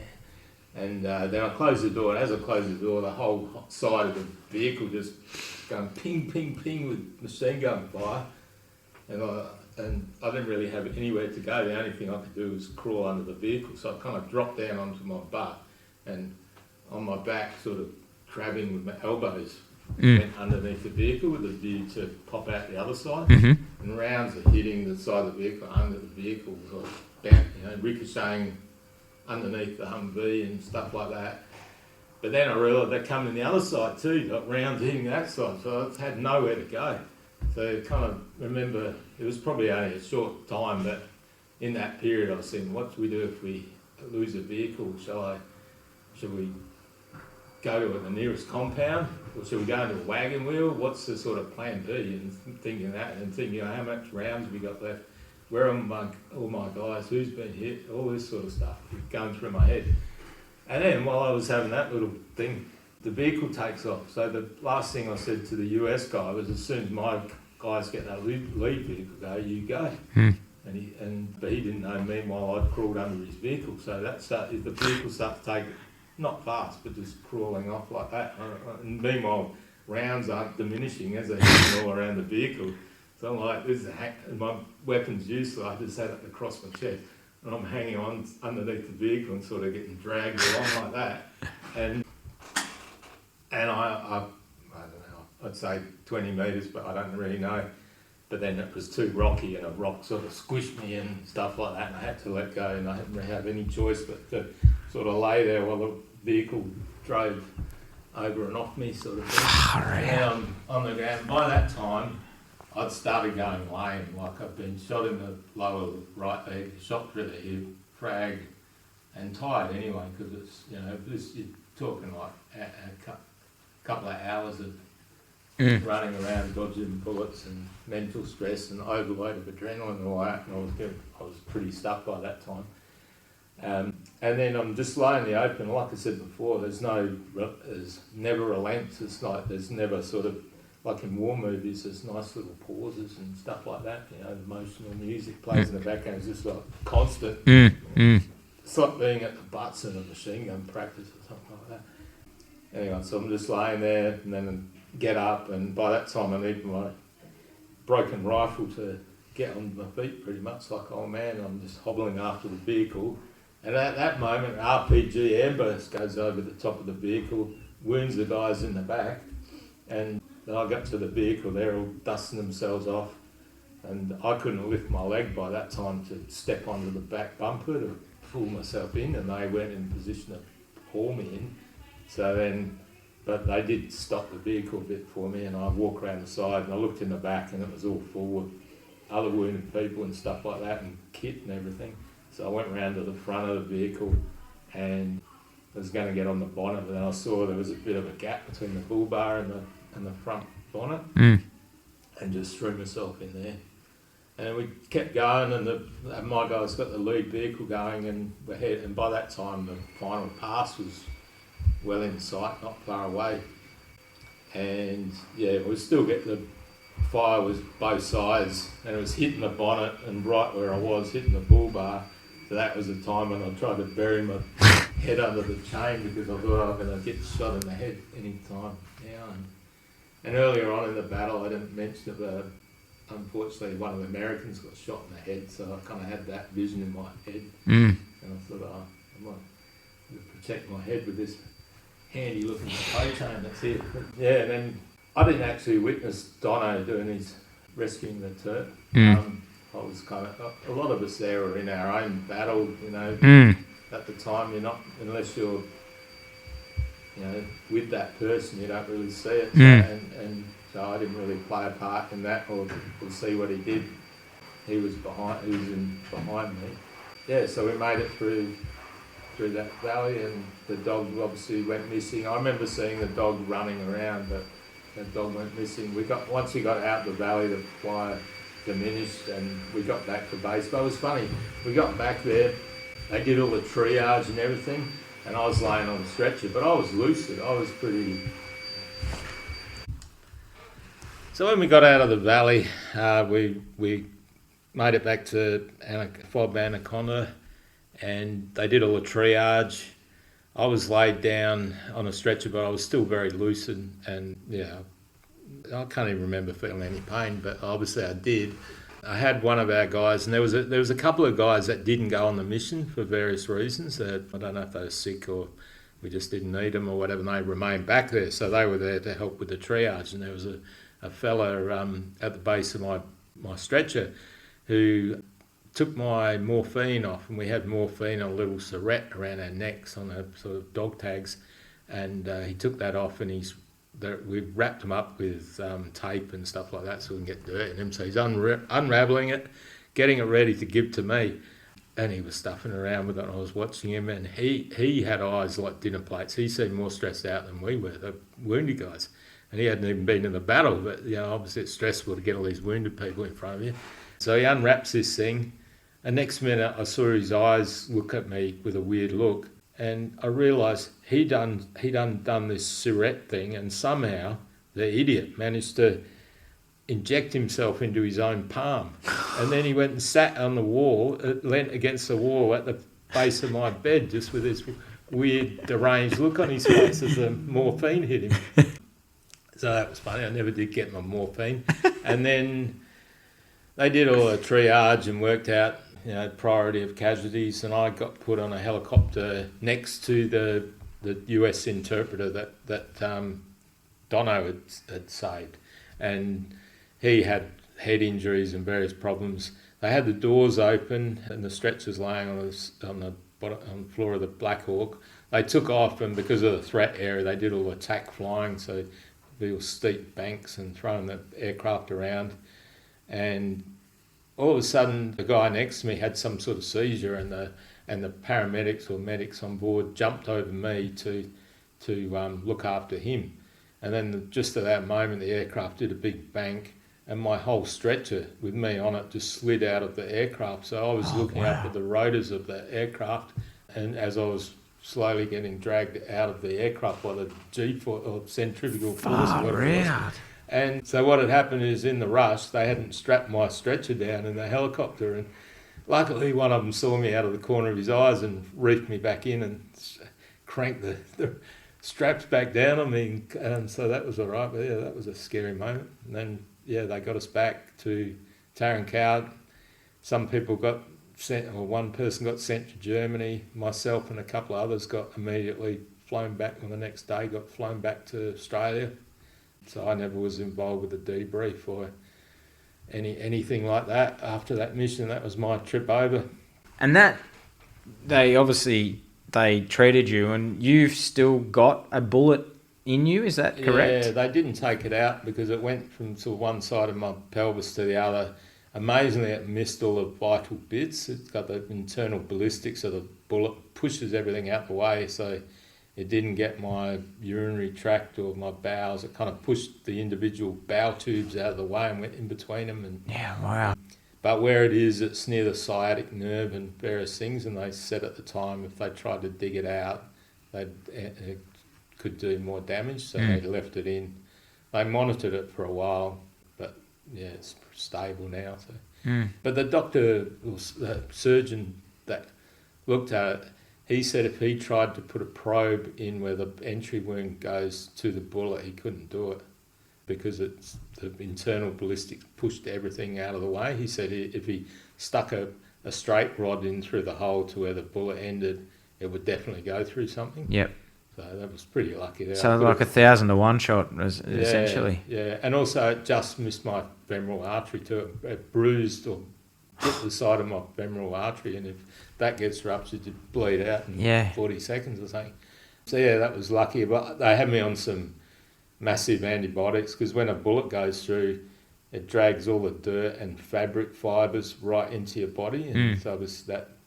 Like what happened to Harry, that could have happened to me, but luckily I didn't get a serious infection. Yeah, right. It took about 3 months for me to sort of regain my strength and feel okay. But for 12 months, every time I did a shit and I wiped my bum, there's blood on the toilet paper. But yeah, these days it's fine. Yeah, right.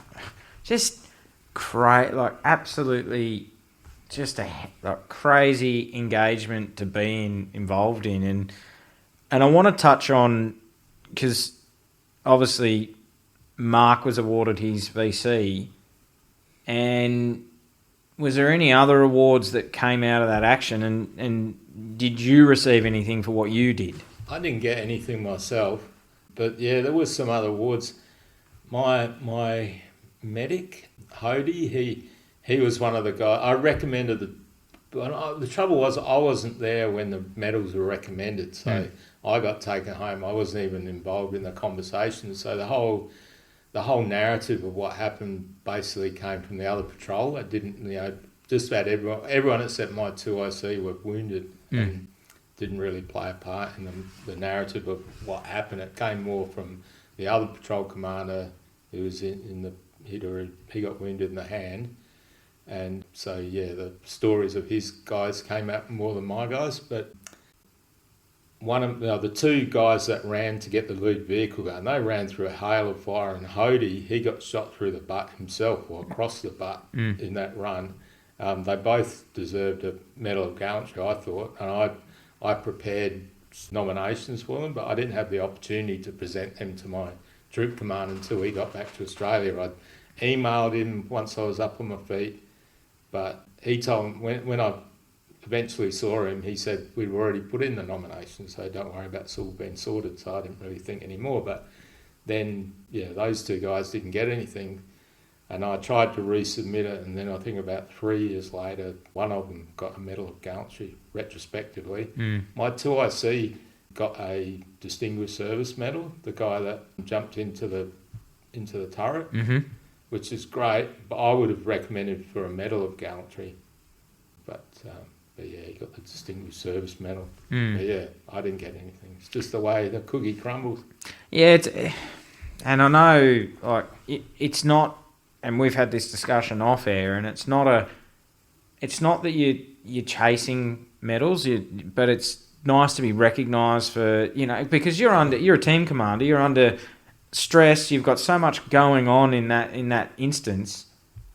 Just some recognition would have been okay. I don't think I was undeserving of some sort of recognition. Even a commendation would be nice. It was a bit rough not to get anything at all, but that's just the way it is, Well, that battle was just one of many. That battle became well known because of the BC. If it hadn't been for the BC, they would have just moved on probably, and they did. After I went home and they dusted themselves off from that battle, they were into different battles. So writing medal citations, it wasn't the first thing on the troop commander's mind. Obviously, the one about Dono captured the imagination, and he ended up with the BC, which was fantastic. But yeah, I think, and that's been a problem with a lot of SAS blokes haven't been recognised for things that in normal situation, say in other units which weren't as sort of operationally busy, they probably would have got medals or for a lot of things that happened. But it was such a high tempo that the troop commander, sitting down to work out the wording on nominations, they just didn't have the time, and so there's probably I'm one of many that didn't get anything when it wouldn't have been undeserved if they did, sort of thing. And it's like you say, you know what you did, the guys alongside you know what you did, and unfortunately, it's, as you said, it's the way the cookie crumbles. And so you're back, and is pretty much the next 12 months is rehab for you after you've been shot? Yeah, they sent me, I then went back to skills troop to the reinforcement wing as the troop sergeant, so the running selection. So there was myself, a warrant officer and a captain that ran the wing, and a corporal as well. And the job I did a few years before that, and yeah, we ran selection, and yeah, it was good. How are you travelling mentally at this point with the high tempo and the kinetic? I've never really had any problems with mental health or anything like that I'm aware of. I think it was good to have a bit of a break. It was a pretty full-on trip, that one, so it came at a good time to go to skills troop rather than getting better and then going back for another deployment. Yeah, so I enjoyed doing that.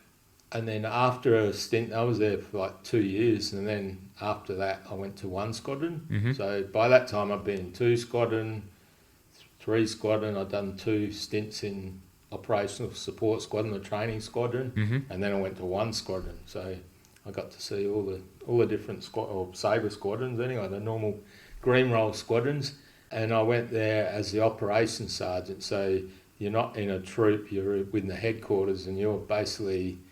The operations sergeant, people have been troop sergeants and patrol commanders. You're like a senior sergeant, and you provide real-world advice to the officers that are doing the planning. So that, you're that link between the troops they're and very good at all the staff work and all that side. But you bring in a little bit. You're their assistant, but you're also an advisor to them, because there'll be some ideas they'll run past you because you've been on the ground doing it more recently and more than they have. So yeah, I enjoyed that a lot. And you deploy for your fourth trip in 2011. Is that in that role of what you just described? Yeah, so I was helping the officers and the troop commanders and all that headquarters are planning the mission. The patrol commanders are planning the mission, but you're just that little extra level to assist them. And yeah, right. And so that was good. And while I did that, I did a few liaison things. So if we did a mission near another force element, they might pre-position me to go into in with the headquarters. I did that.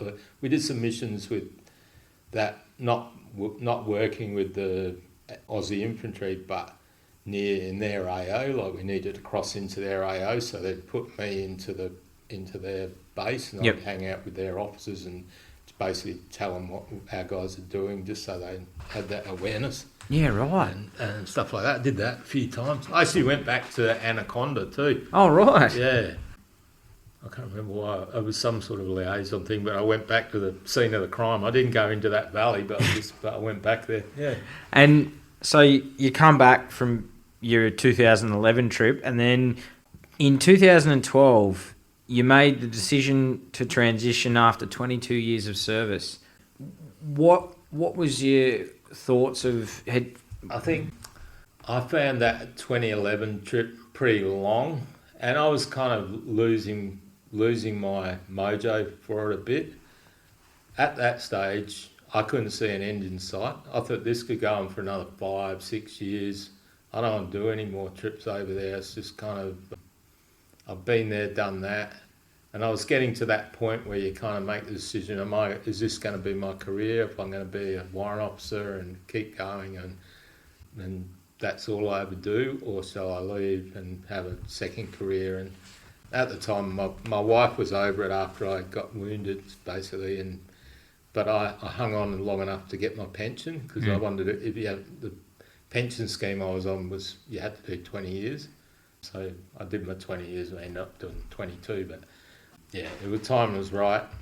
So did you find it hard to transition out at first? Nah, I've always been a civilian in a green uniform. I've never really been like indoctrinated that much into the military system, so I didn't find that part hard.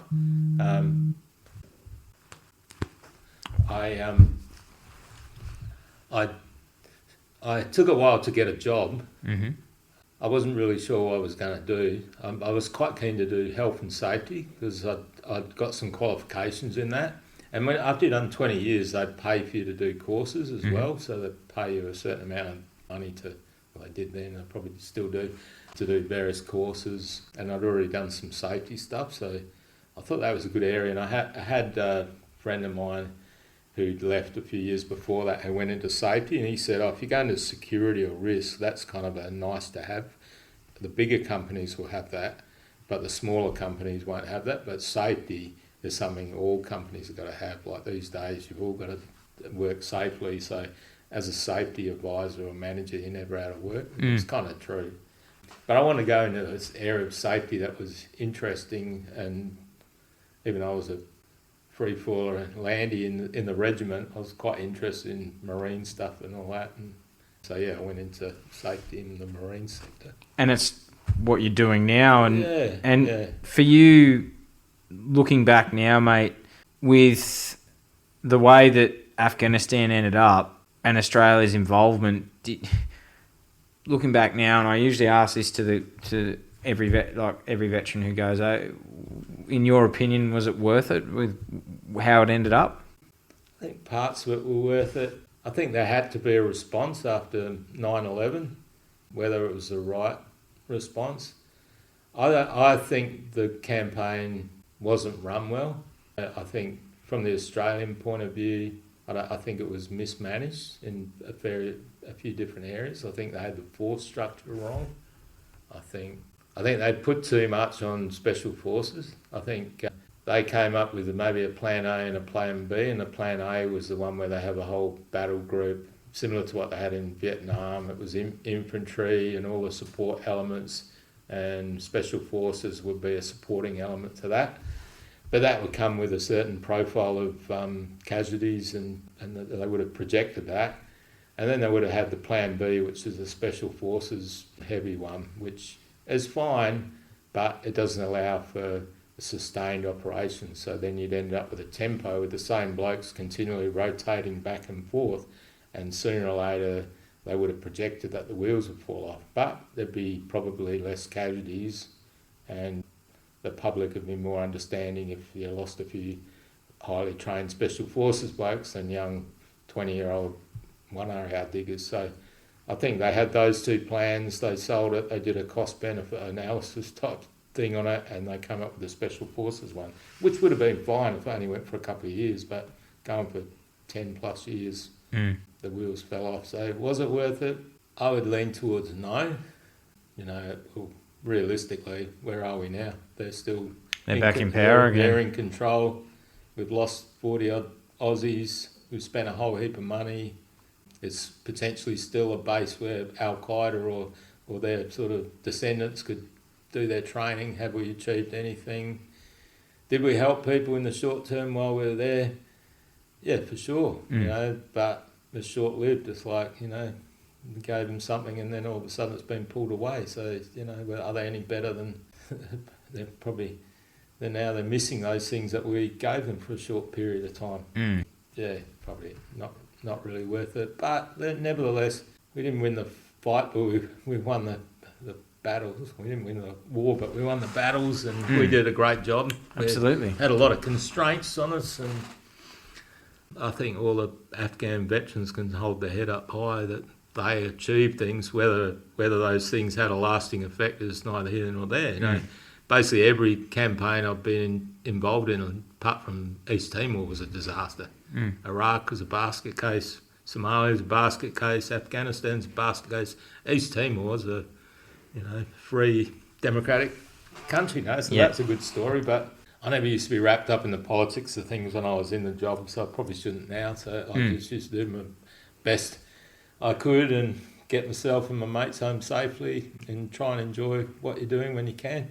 And that's enough. And I think too, mate, what you can see is that the freedom we have here for the guys like yourself that go over and fight for our freedoms, it's proof here that we don't have bombs going off. We can record in this beautiful space.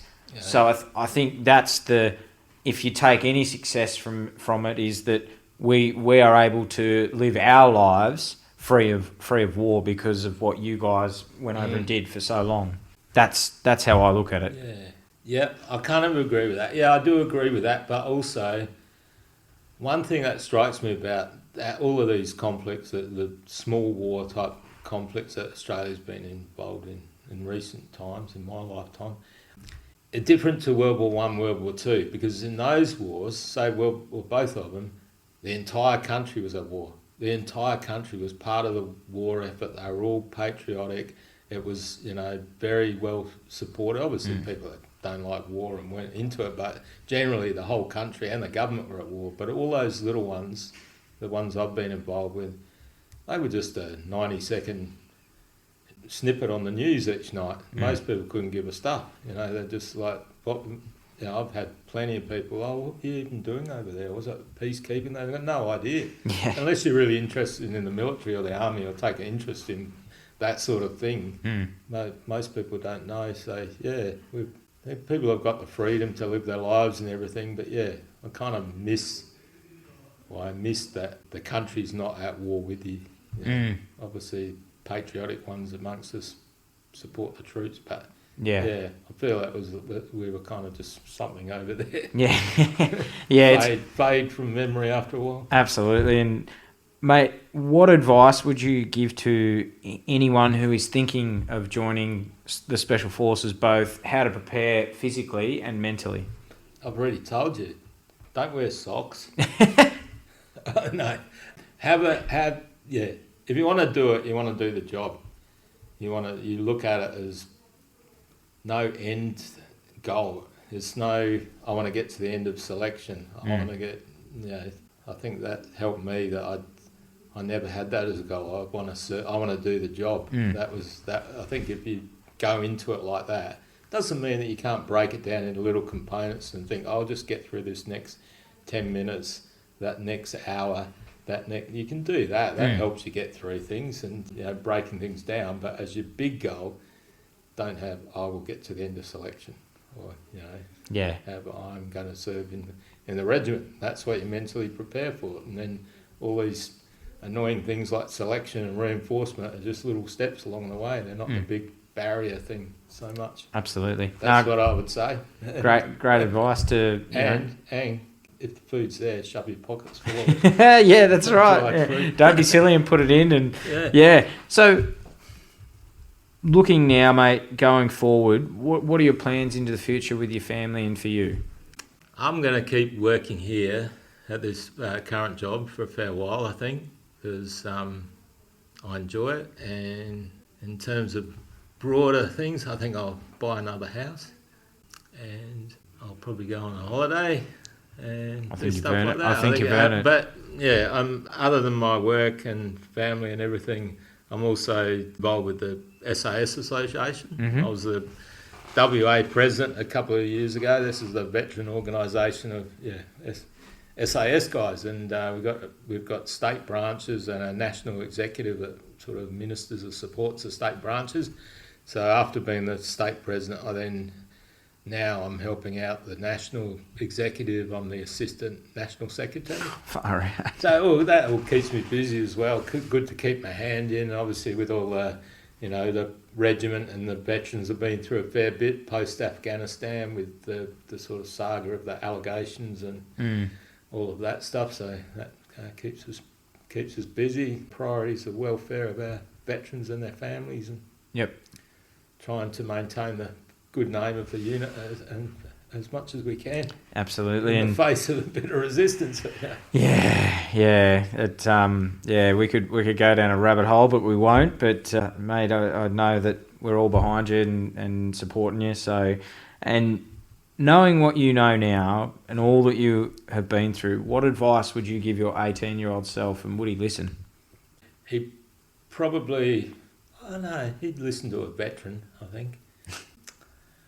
I would tell him that you would never regret the adventure, because when I was his age, I wanted an adventure, and I definitely had an adventure. I probably had a little bit too much adventure than I anticipated. But I would say go for an adventure.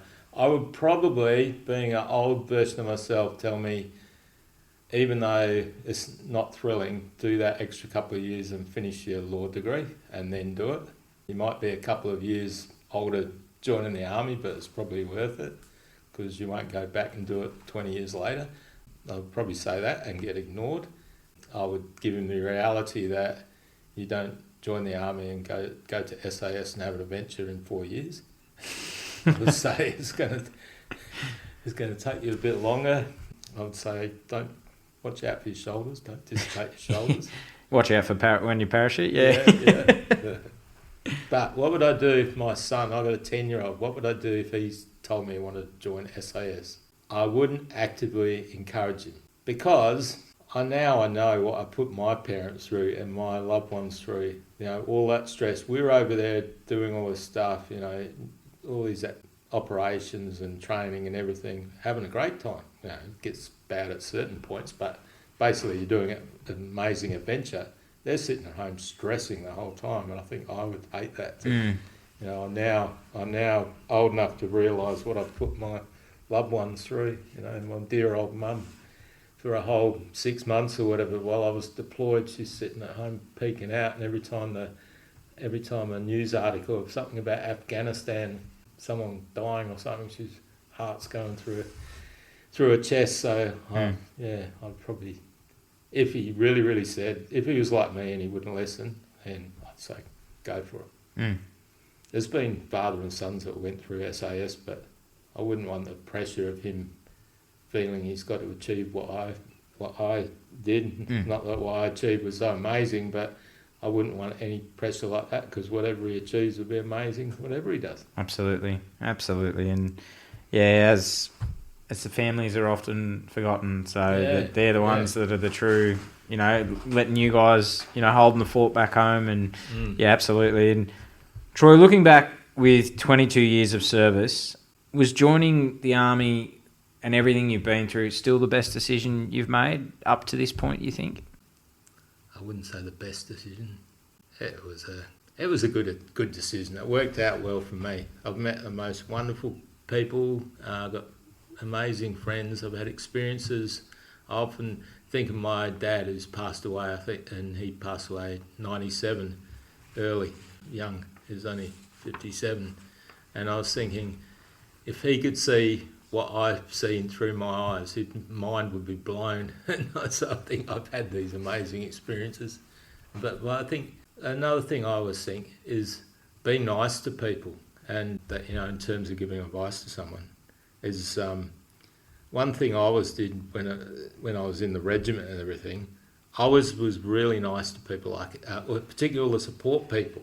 And I'd never think I'm a SAS guy and you're only a driver or a cook or something like that. I've never, and it always paid off for me so much, because when I was a troop sergeant, and I needed something from all these support people, and SAS can't do anything without the support people, I would go get it, and they'd throw stuff at me because I was so nice. I always had a chat to them and everything. And now it's paid off dividends, because in post-army life, I've got fantastic friends that were support staff people.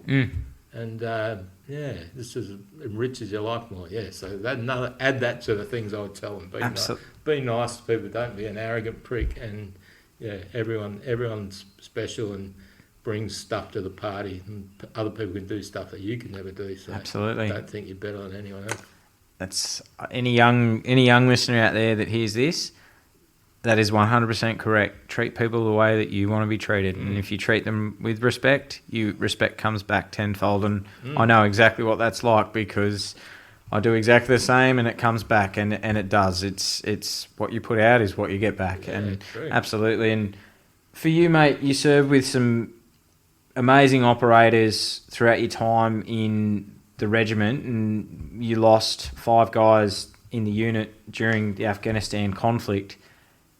How do you remember those guys?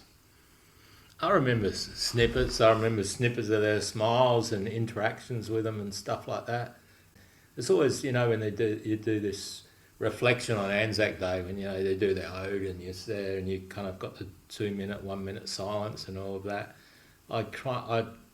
Snippets of them come through my head, and it's not necessarily sad. It's sometimes funny things and funny things they said, and an expression that will stick in my mind and seem quite vivid, and just in day-to-day things. So some of the guys I didn't know so well, I can remember their face vividly, but I didn't. They weren't like a close friend. Other guys that really were close friends, and all sorts of things in my life will bring up memories of what we did, or I'll think, what would they do in that situation, and I wonder what they'd look like now, and would they be an old bugger with grey hair like me, or That's right. Would they still be ripped, or they'd be dad bod?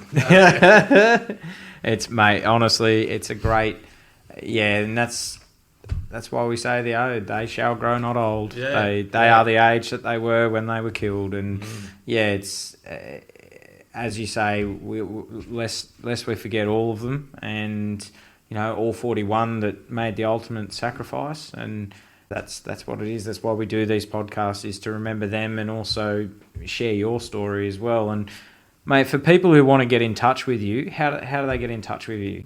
I've got a website because I do some corporate speaking or just general speaking, and workshops and stuff. But if you Google Troy Simmonds SAS, that'll bring up most of the links. There's a bit of stuff on the internet. After Mark Donaldson got his VC, they sent myself and him on a round Australia speaking tour, and so I kind of lost my protected identity. And there's a bit of stuff on the internet, and Australian War Memorial did an interview with me, and anyway, so if you just put into Google Troy Simmonds SAS, it's Simmonds with 2 M's, ONDS.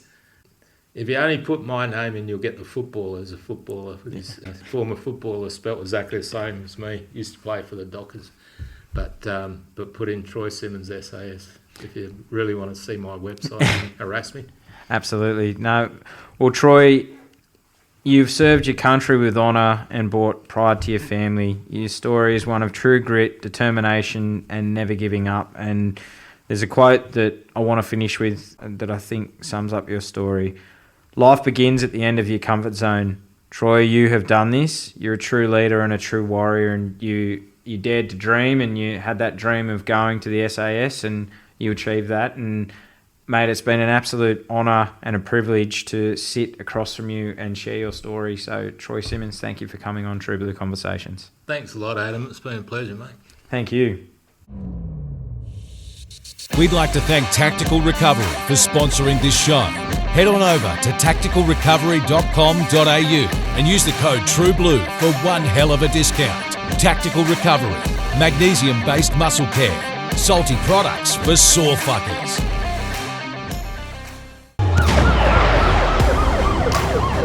Thank you for tuning in to this episode of True Blue Conversations with your host, Adam Bloom. See you on the front line.